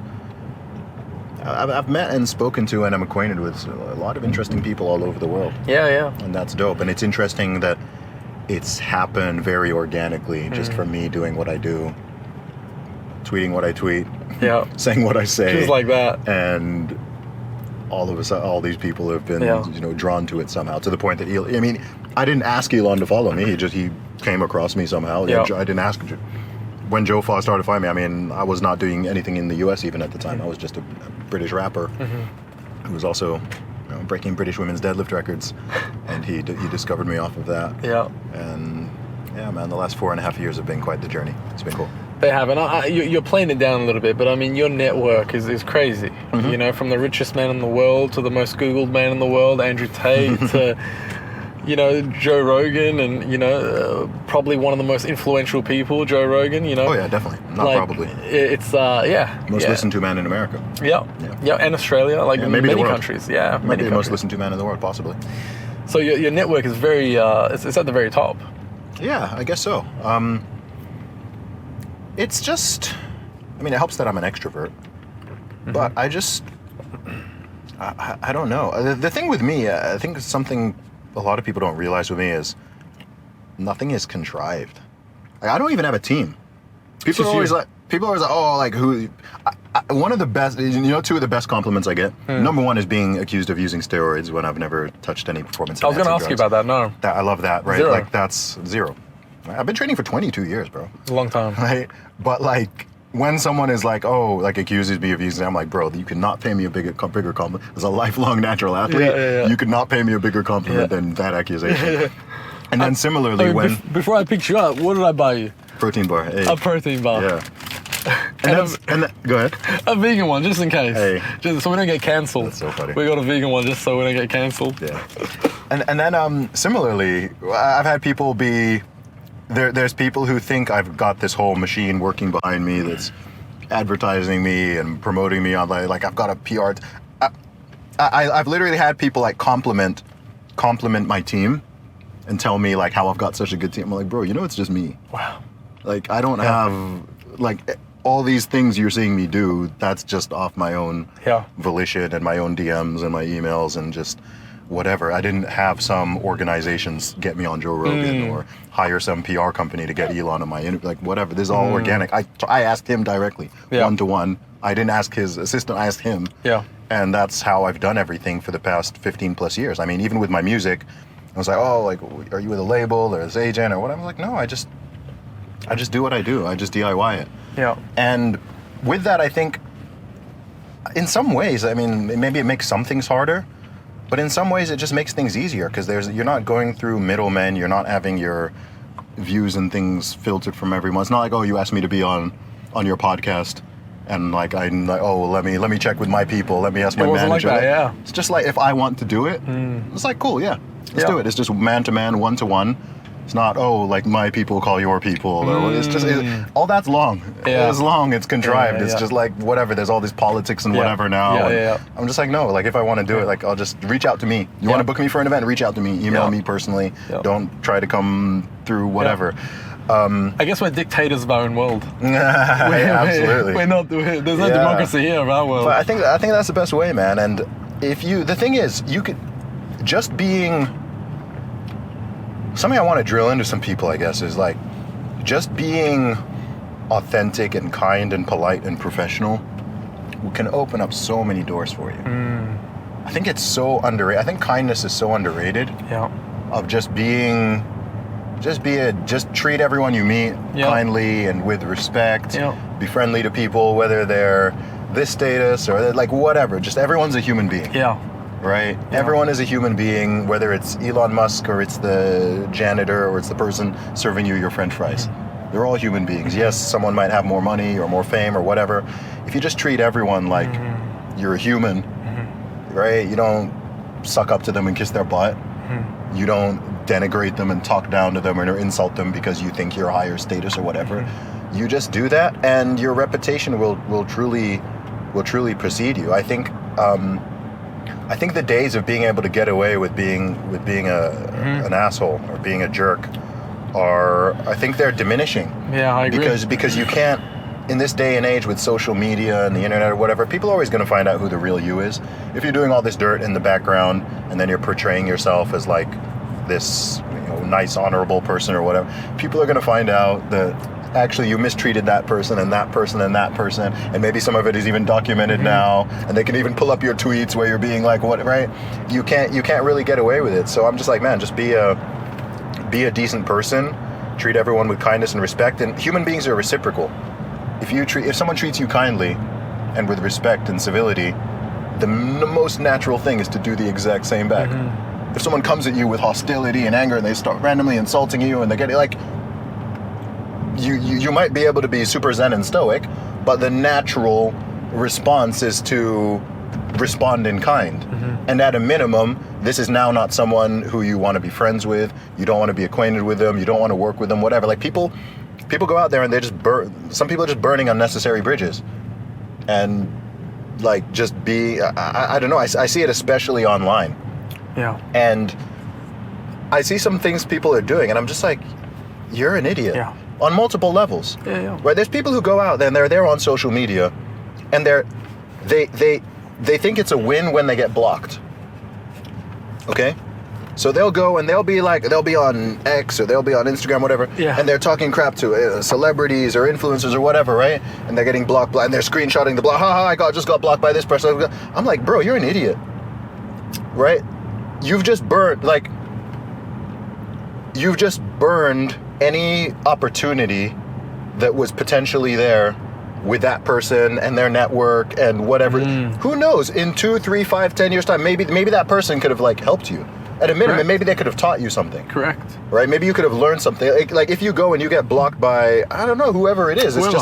It's just like you've now lost access to that potential person. You've got people who are out there who are like trying to uplift people, trying to teach, trying to learn, whatever. Like there's no, I don't know, it's just stupid. And then those same type of people often, again, they'll be the ones complaining, oh, like, why don't people like me? Why don't I have friends? Why aren't I successful? Whatever. It's like, well, you burnt all the bridges. You're just going out there and being randomly horrible to people. Yeah.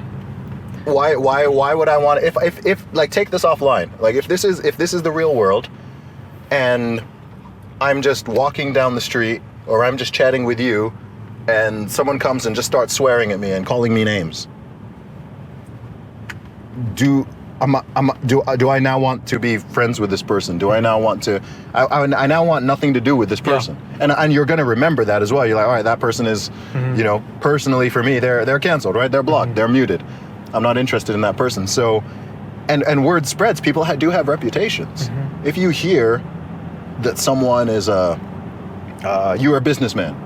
If someone has been going around like scamming people and conning people and being dishonest and doing dodgy things or whatever, and they develop that reputation and people are, maybe you're planning on doing something and someone's like, hey, like careful, like this is a bad guy, like whatever, right? Like that now carries him. That's why, scammers have to like move around so they can scam, because if you can't stay in one place because, you burn all those bridges. So I don't know. I think kindness and decency and honesty and humility, these things are just underrated. You don't need to, there's this idea that to become successful, you've got to like stomp on people's heads or you've got to be a jerk or whatever. It's nonsense. And so somebody said to me recently, I was at a conference and they said to me, people ask me what I do, and I'm very open about it. This is what I've done. This is where I made money in, and then that trickled onto the next thing, and then that went to the next thing, and this is what our revenue is, and we got sued, and this is how we beat it, and someone said it's so refreshing that a business person is so open. Yeah. I said to him, the days of a businessman being secretive and holding, if we're making money, don't tell anyone, don't tell. Those days are over. Yeah. Now it's all about sharing information and see how I can help you, how you can help me. One of the quotes that you said that I really like is, it's amazing how much my income grew after I thought to myself, stop worrying about how to make money and start thinking about how I can help people. Yeah. Same thing with me, right? Well, the reason I started this podcast even, how can people learn from my mistakes, So it's so true. And I mean, one of the main things for men that lacks is emotional intelligence. I mean, right now, I can call anybody, and I can, what's the most important thing in a business? It's not the business, it's the business partnership, right? Because fuck this business, you and I, we can do this again together, right? Let's say me and you are in business together, and you do something. I can very easily crucify you and go, why'd you do that? You should have got my permission, But that's just gonna burn the relationship. You have to keep that romance alive. Yeah.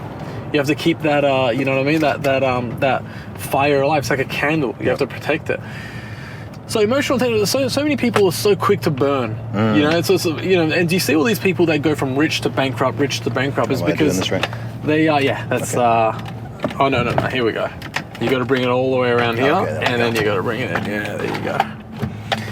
You see all these people that go rich to bankrupt, just because they can't control their mouth. Yes. You know, I mean, with the banks in Australia, when you open up a new LLC, or we call it ABN, Australian Business Number, they don't give you money until you're past 2 years. Oh, interesting. Because 97% of businesses within the 2 years failed because of directorship differences. So as the banks are almost like, hey, you guys prove to us that you guys can work together. Yeah. Have emotional intelligence, where you can keep that romance between you alive, and then come to us, we'll give you money. Every business partnership I've had has been, people call me asking for advice for business. I wouldn't say I'm a business expert. I'm a people expert. I know how to keep a romance alive with my business partner. I'm not a romance, but you know what I mean. Keep that connection, keep that brotherhood, keep that trust. That's what people lack, and it comes down to emotional intelligence. Why are you burning that bridge? Same what you just said. You're going around burning bridges constantly. You know. I think, I don't know. I mean, I guess, as I say, human beings haven't really changed. Yeah. Right? There's always been these different types of people in the world. There's always been, people are like, oh, how do you get rid of crime? It's like, man, there's always going to be criminals, man. There's always going to be people. There's always going to be psychopaths. There's always going to be people who are honest, people who are dishonest. Like, it's, as far as I can see, it's always been that way. It's been that way for thousands and thousands of years. But I just think, the best you can do is, I genuinely think that if you consistently, in all different things, if you just try to do your best, like genuinely, and you try to live your life in service to other people and helping other people and trying to improve people's lives and pass on the knowledge that you have and whatever it is, because we're all born knowing nothing. Right? We always, everything there was a time you didn't know it. Of course. You had to learn it. We're not born with the knowledge. No, that's the thing. We're born knowing how to eat, drink, pee, poop, and cry. That's all we come into the world with. That's it. Literally. You had to learn it. And breathe. Okay, yeah, breathe. Yeah, like you. But that's an instinctive thing. You had to learn how to crawl. You had to learn how to walk. Yeah. You had to learn how to understand language. You had to learn how to speak language. Yeah. You have to. We come in with nothing, so it's okay to like not know something, and it's fine to learn from other people. And if there's something that you've learned, you can pass that knowledge on to someone else. Like one thing I always keep in mind, and I think maybe it helps to keep me humble, is I always walk around the world assuming that I can learn something from everybody. Right? Everyone knows something that I don't. There's no person who, okay, maybe even a child, as long as a child can talk, you can learn something from them. Right? So you might be more competent than people in certain areas, or more experienced or more successful, but regardless of where they are, who they are, like there's something that some perspective they have, or some experience, or some skill they have, which actually they're better than you at. Yeah. So that's always worth bearing in mind, because I think even when people have the desire to put someone on some huge pedestal and view them as some type of human god or something, you always have to remember, like, that person, that's another human being. Yeah. They have their flaws. They have their things they struggle with. They don't know everything, right? I can sit down with Elon Musk. Elon Musk knows a lot more than me on certain subjects, right? But I know way more than him on certain subjects, right? Of course. I could teach him if he was like, okay, Zuby, I want to get in good shape. All right, I got you, right? I'll show you like nutrition, training, how to do all these things I've learned over the years, and I have more experience than you. Like, you can teach me about like rockets and engineering, right? Like, there's loads you can teach me, but that's the thing. And I think when you see that reciprocal thing, and do you know another thing I've learned over the last few years, because it's hit me because I've experienced this now multiple times, is you can inspire people who you yourself are inspired by. You don't need to be ahead of someone to inspire them. You see what I mean? Right? I think people have this idea, like you can only be inspired by people, but I've learned that's not true. There can be somebody out there who you deem as like a role model or massively inspirational, whatever, and they see you the same way. They see certain qualities in you that help them to stay motivated, that help them to stay inspired, whatever, right? I can see someone, like there's plenty of people I follow on social media who I'm in much better shape than them. And I've been training for longer than them, and I'm more knowledgeable than them about training, nutrition, whatever. And their journey inspires me. When I see them posting about going to the gym consistently, or they're losing weight or whatever, even though I'm ahead of them, quote unquote, like I'm inspired by seeing their journey and seeing their progress and whatever. So they might be looking up to me like, man, I want to look like you. And I'm looking at them like, man, like you're on the ball, man. Yeah. Like I love the fact that every morning I'm seeing you like hitting the gym, you're losing weight, you're getting more stronger, whatever it is. And at this point in my life, I've met so many cool, successful people. And when I sit down and talk to them, I can sit down and I can talk to someone. I'm like, man, this person's got, there's people out there, this guy's got 10,000 times my net worth. And that doesn't matter.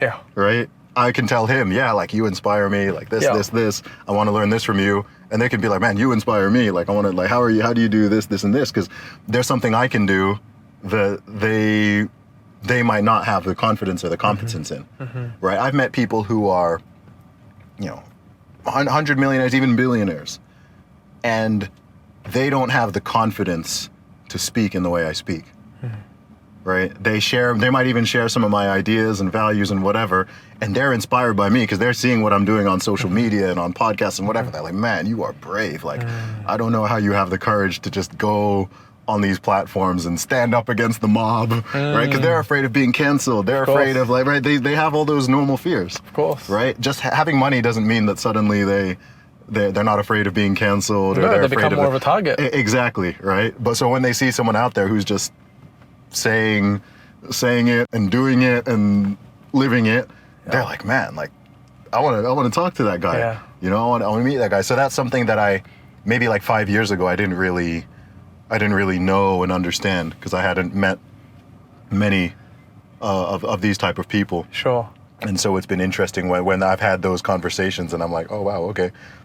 I've directly had people who I'm like, big D's like tell me like directly like, man, like I'm inspired by you. And I'm like, what do you mean? Like you're like your way. you're way ahead Well, of me. everyone's And got I'm their just like, strengths. oh, that's the thing. interesting. Everyone's Yeah. got their strengths and weaknesses. Your strength might be someone else's weakness. Who is somebody that you've done a podcast with where they've just been out of this world? They're not human. Out of this world. You're just saying, wow, this is a very interesting character. This person is, you meet people, you talk to people, everyone's human, everyone's got their flaws. I'm sure they do. But once one person that you were left really impressed with and you said, wow, this person's out of this world. I don't know if I've ever had that. I've had people where I'm like, man, I could sit and talk for like 6 hours Sure. with you and it wouldn't get boring. I don't know if I've had, maybe because I've done so many. Who's a person you interviews can at this sit point. with 6 hours and not get bored? Not get bored. I think a Joe Rogan for sure. Joe Rogan. Tate. Tate, yeah. Right? Like, he's just got so much to say. Like any topic, like you can just throw something out there and just let him go. Like, just wind him up and let him go. Quite a lot of people. Not all big names even. Sure. Just some people you just vibe with and the conversation just flows very naturally and they have interesting insights and perspectives on things in the world and they connect. The conversations I really like are when dots are connected.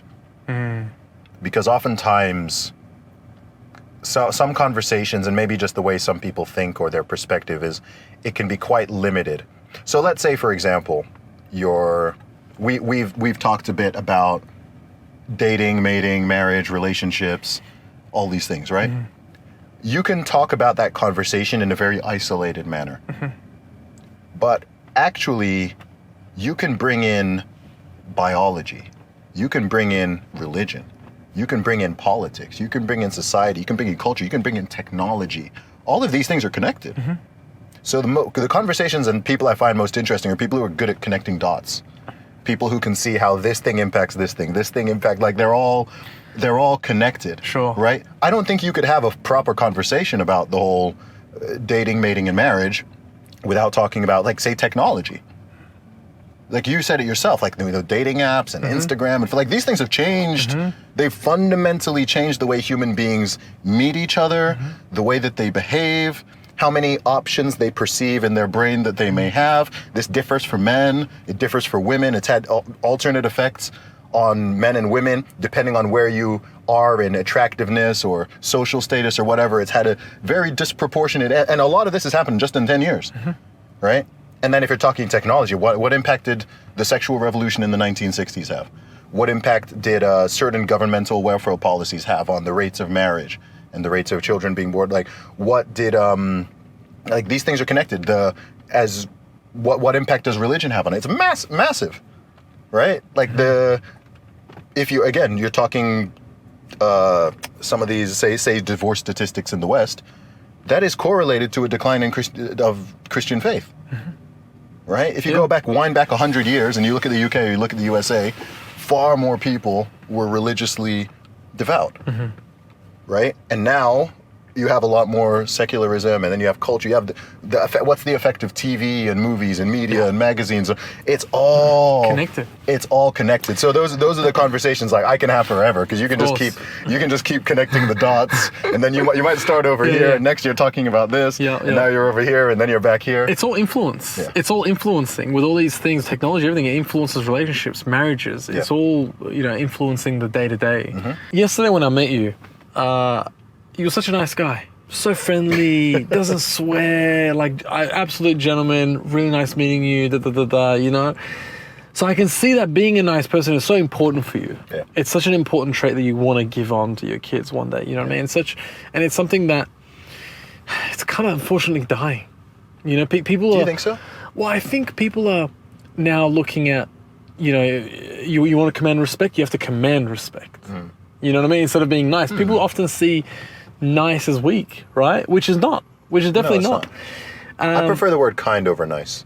I think kindness and niceness are different. How?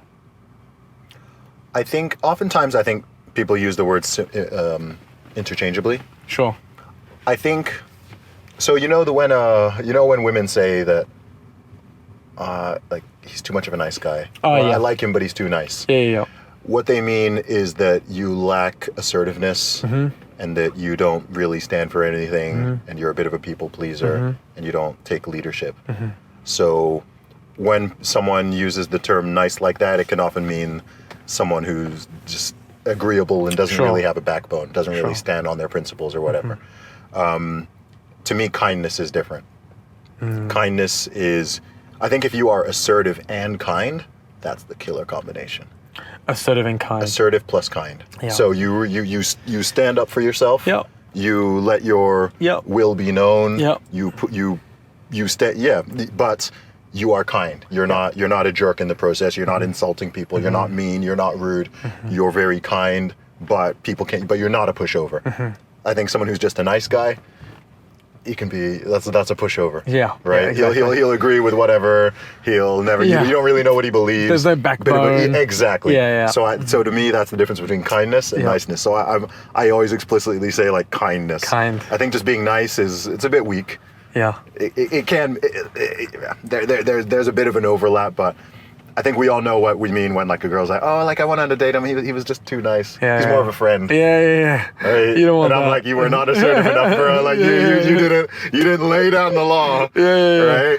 And when I say lay down the law, I don't mean being an a-hole. Yeah. But the reason why, you know how there's that display masculine energy. Exactly. Masculine and being willing to say, I don't know, someone says some complete nonsense that you disagree with, and you're willing to say, oh, no, actually, you've got boundaries. Yeah. You're not going to just let a pretty girl run all over you because she's pretty. Yeah. You'll be kind. Yeah. But you'll also tell her, hey, no, I'm not okay with that. Yeah. Or no, that's not correct, or that's not cool, whatever. If you like this video, consider subscribing. We do weekly podcasts with experts in every industry to help you find direction and guide you on your way. Now let's get back into it. What's next for you? Wow. Well, I'm in a beautiful position of I already do all the things that I want to. Okay. I just want to do them bigger and better and reach and help more people. It's going to be more books. I've got my 3rd book that's going to be released next year. Beautiful. So more books, more music, more podcasts. More live events, more everything I already do. There's just going to be more of it. I'm not really trying to add like another business or venture at this stage. It's just cool. I want my podcast to be better and higher production quality and more guests and better known guests and more views and more listens. I want my music to musically become better, creatively, the production, the releases, the promotion, the music videos, all of that. I want to be doing more live events all over the world. I'm blessed to have spoken in many different countries now, and I want to keep doing that. So yeah, man, just more of the same. More of the same, but it'll also be different because it'll be better. That's all. And I mean, you moving to Dubai just makes so much sense to me because it's like, you know, I'm going to Austria tonight. You know what I mean? Like, it's just such a place where you can just hop. Yeah. We living in Dubai now since, you know, nearly a year. I kind of look at planes as like buses now. I'm like, yeah, cool. I'll be on a plane for 4 hours and I'll be in Austria. 5 hours, I'll be in Austria. Yeah. Cool. Let's do that. All right. What time is it leaving? Let's go. So it's perfect for you. I mean, if you want to, you know, further conquer the Europe market and everything, like even America, you know, it's not far. No. Dubai is just positioned so perfectly in the middle of the world. Whether you're going east or west. Would you go to Africa? Of course, I'm going to Africa on Monday. No way. I'm speaking in Johannesburg on Tuesday. How long are you going for? I'm just going for 3 days. 3 days. Okay. Yeah. I spoke in Nigeria in May. Yep. I was in South Africa in March, Johannesburg and Cape Town. Beautiful. Yeah, man. I go everywhere. Oh, I think I've been to, in the past year, I've been to every continent except Antarctica. A few months ago. Is that primarily where majority of your revenue comes through? Is it paid gigs? It varies month to month and year to year. It's fairly evenly split between live events, book sales, coaching and consulting fees, YouTube and now X revenue, like investments. Like it's not you know, music, merchandise. Music used to be the biggest thing, and then merchandise was the biggest thing. It varies. Like next year, say if I put out a book and the book is, you know, successful, then it might be, you know, book sales becomes the largest percentage of my income for that year of book release. But then the next year, if I, you know, release an album and I'm doing tons of music stuff, that percentage goes up. So yeah, it's fairly not perfectly even split, but it's pretty diversified. You're a gentleman. Like, you're very kind. You don't swear. No, I don't. Right? And I think you're like the next Will Smith of rap. I'll try. Yeah. Do you know what's funny? Is I'm not pushy about like something like swearing or like I don't swear. I don't drink. And it's funny because when people, I often even forget those things myself because it's not like sometimes people have to remind me that I don't swear. Wow. Because I've never have. It's not in my active vocabulary. I don't even think about it. Yeah. Even if I like slam my finger in something or whatever, like the word that comes to brain is not a swear word. It's not shit. No. Like what is it? It's hard for me to even imagine that word coming out my mouth. What is it? For me, it would be shit. No, it might be crap. Crap. Right, maybe. Yeah. But I don't really consciously think of it. But ironically, I find that when I hang out with people and like as they spend a lot of time with me, they themselves tend to start swearing a lot less. Yeah. Over time, like it sort of rubs off on them. Yeah. Or it never rubs off on you though. No, it doesn't go the other way around. No, it doesn't go the other way around. Yeah. Or like or the people's like start drinking less. Yeah. Because again, I don't care if other people drink. I'm not there like, oh man, you shouldn't be drinking. You shouldn't be like, you know, I don't care. Whatever, you're a grown man. Yeah. Do your thing. But I think people kind of see the example. And I think people also see that it's like, that it's okay. I think certain things get so normalized, say drinking, especially in some places, Australia, UK, right? Like it's so heavy in the culture that people never quite pause to think about it, right? It's just very normalized and they do it.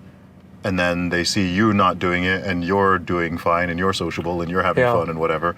Because a lot of people don't even really like it. They're just doing it because everyone else is doing it. Yeah. They're doing it because everyone else is doing it. You can't be around drunk people sober.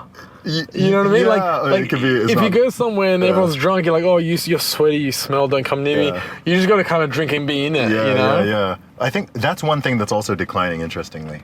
With the younger Good. generation, they're drinking a lot less. Good. I think that's good. I think that's a real good trend Really amongst good. Gen Z. Yeah. Yeah. I think, alcohol's not good, man. Yeah. No, definitely not. There's no The positive that comes the up. Muslims have that one absolutely right. And you know, the Middle East has the lowest cancer rate in the world. I didn't know that, but it makes sense. Because not only because of alcohol is a small part of it. The major part is fasting. So when you fast, you actually suffocate cancer cells. Yes, it does. So they fast once a month. So imagine once a year. Once a year. So imagine once a year for 1 month, you clear out all your cells, or your That pre-cancer makes total cells. sense. And no alcohol. That makes total sense. Yeah. And fasting also is how you prevent and reverse diabetes. Yeah, there you go. Fasting has a lot of benefits.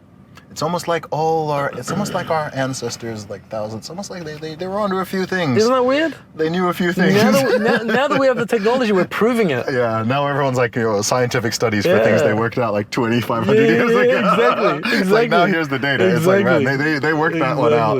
Exactly. Those things are always funny. So you got dinner in 10 minutes. Yeah. My last question. Go ahead. If you had the power to choose who the next president of America would be, Oh, wow. who would it be? I know you have a good relationship with Vivek. Okay, out of the people running, I'm assuming, not just like any American. I haven't decided yet. Oh, okay. Okay, now Okay, out of the people running. candidates. Yeah, out of the candidates. I'm leaning to Vivek now. I think a few months ago I would have said DeSantis. Okay. Not Trump? No. No. No, I'd have Vivek or DeSantis over Trump.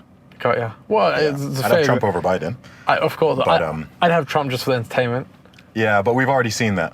Yeah. So I kinda miss it. I'd rather have some new blood in there. Yeah. They need to get away from the 70 the septuagenarians, man. Like, you Yeah, I can't have know. the whole country run by people in their 70s and No. 80s. Like, Trump is cool. Yeah. I'm not a Trump hater at all. Yeah. But all this, like, Biden is 80. Oh my God. 81, Trump is like 78. I'm like, man, get some new. Let's get some people with some Biden life. is in them. deteriorating fast. Dude, I've seen it on the news yeah. today. He's like, It's terrible. he can't even walk No. properly. He's like, he's like a sloth. No, what's the retirement age in the U.S.? Like 66 or something? Something like that. He's past He's that. like 14 years Yeah, I past. know. You know what I And mean? he's- and he's got the most important job in the yeah, country. exactly. And with high energy, you got to travel. I'm like, Jesus. dude, like, you need a younger. Yeah, 100%. Do you know what's crazy? You know what's crazy? Tell me. Bill Clinton was president in what, 1994? Mm-hmm. He is younger than Joe Biden. Think about that. He's younger than Joe Biden. So the American president 30 years ago is right now younger than the current president. Isn't that mental? You're right. Too. I never thought about it like that. It's mental. I never thought about it like that. It's mental. It's like, what are you guys doing? Like, You're right too. Get a younger person. Like, come on, someone in their 40s. Out of all the previous presidents, who do you if you could choose one of the previous Oh, wow. presidents to be president right now, who would you choose? Of my lifetime? Obama? No. Reagan? I know a lot of American conservatives like Reagan. I'm too young, so I never saw what Sure. Reagan really did. I know of him. I've heard stories, but Stories, yeah. it's a bit like Margaret Thatcher in the UK. Like, it was before my time. Like, Sure. I don't really know. Yeah. There's always stories about Margaret Thatcher, by the way. Yeah, exactly, and very polarizing as Yeah. well. In my lifetime, I honestly probably say Obama. Trump. Probably Trump. Probably Trump. I think Trump was the best president of my lifetime. I think Obama over Trump. No, I don't. I like Obama's demeanor and statesman-like conduct, but in terms of actual policy and effectiveness, I think it's going to be Trump. Really? Yeah, and even when you think of some of the things that he was doing, which people don't give him credit for, like brokering those deals in the Middle East, some of those peace, like, he should have won a Nobel Peace Prize for that. Obama won a Nobel Peace Prize just for getting elected. Trump actually brokered peace deals in the Middle East with countries that have hated each other for decades, and people don't even mention it. Like, he brought people to the table, like, because he's a businessman, right? He's trying to broker deals. Yeah, he's a negotiator. So, and he didn't start any wars. No, He which didn't is start like if yeah. you think of actual foreign policy. No, I don't it's like think war. the horrible Afghanistan pullout wouldn't have happened under Trump. I don't think the Russia-Ukraine war would have broken out under Trump.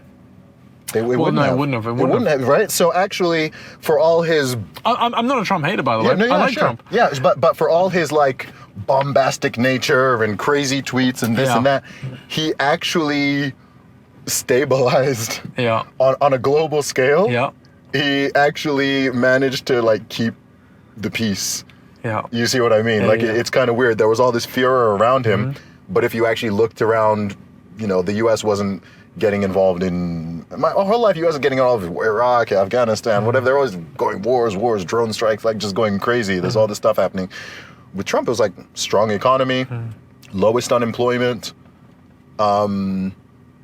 brokering peace deals in foreign nations, not starting any new wars. Like, if you can get past, like, you know, whatever you think of him personally, I'm just like, man, if you actually look at the policies and the outcomes, obviously, like, when the whole, like, scamdemic stuff started, like, that knocked all this sideways. But before that, the U.S. was in a very solid, very, very solid position. And a competent position. I think Biden looks weak on a world scale. Of course. So I don't think it's now China starts threatening Taiwan and Russia starts threatening Ukraine and stuff starts going a little crazy in the Middle East again. I'm like, man, I think if Trump were there, they wouldn't have. There'd be more stability. There'd be more stability. As strange as that sounds. Yeah, I know. Yeah. It's almost like the parents have left and all the kids are just playing and breaking the rules. Exactly. You know what I mean? Exactly. And dude, again, I even forgot this one. Trump met with Kim Jong-un. Yeah, that's right. That's crazy. That's history. Yeah, that was historic. And He did that for his own ego. Maybe he did, but if you're talking, you're not fighting. Yeah, of course. If you're talking, you're not fighting. So if you might not like he shouldn't be. Some people are, he shouldn't be meeting him. They shouldn't shake hands. Whatever. I'm like, dude, this is diplomacy. This doesn't mean they're friends, but it means that North Korea will be less of a threat. Yeah. If he's at least like, hey man, like keep it in check. Yeah. Okay. Listen, if there's anybody that could get Donald Trump on a podcast, it's you. Yeah, that should be next on your list. Yeah, I think I could get him. I think you should. Yeah, I think I could get him. Yeah. Only 1 degree of separation. I know. Exactly. I know people that know him. Exactly. Yeah. You know many people that know him, actually. I know quite a few people that know him. Yeah. I appreciate you coming on the podcast. man. I don't want you to be late for dinner. No doubt, bro. I appreciate it. Thank you. Appreciate your friendship. Come back anytime you like. Nice one, bro. Enjoy Austria. Thank you, my brother.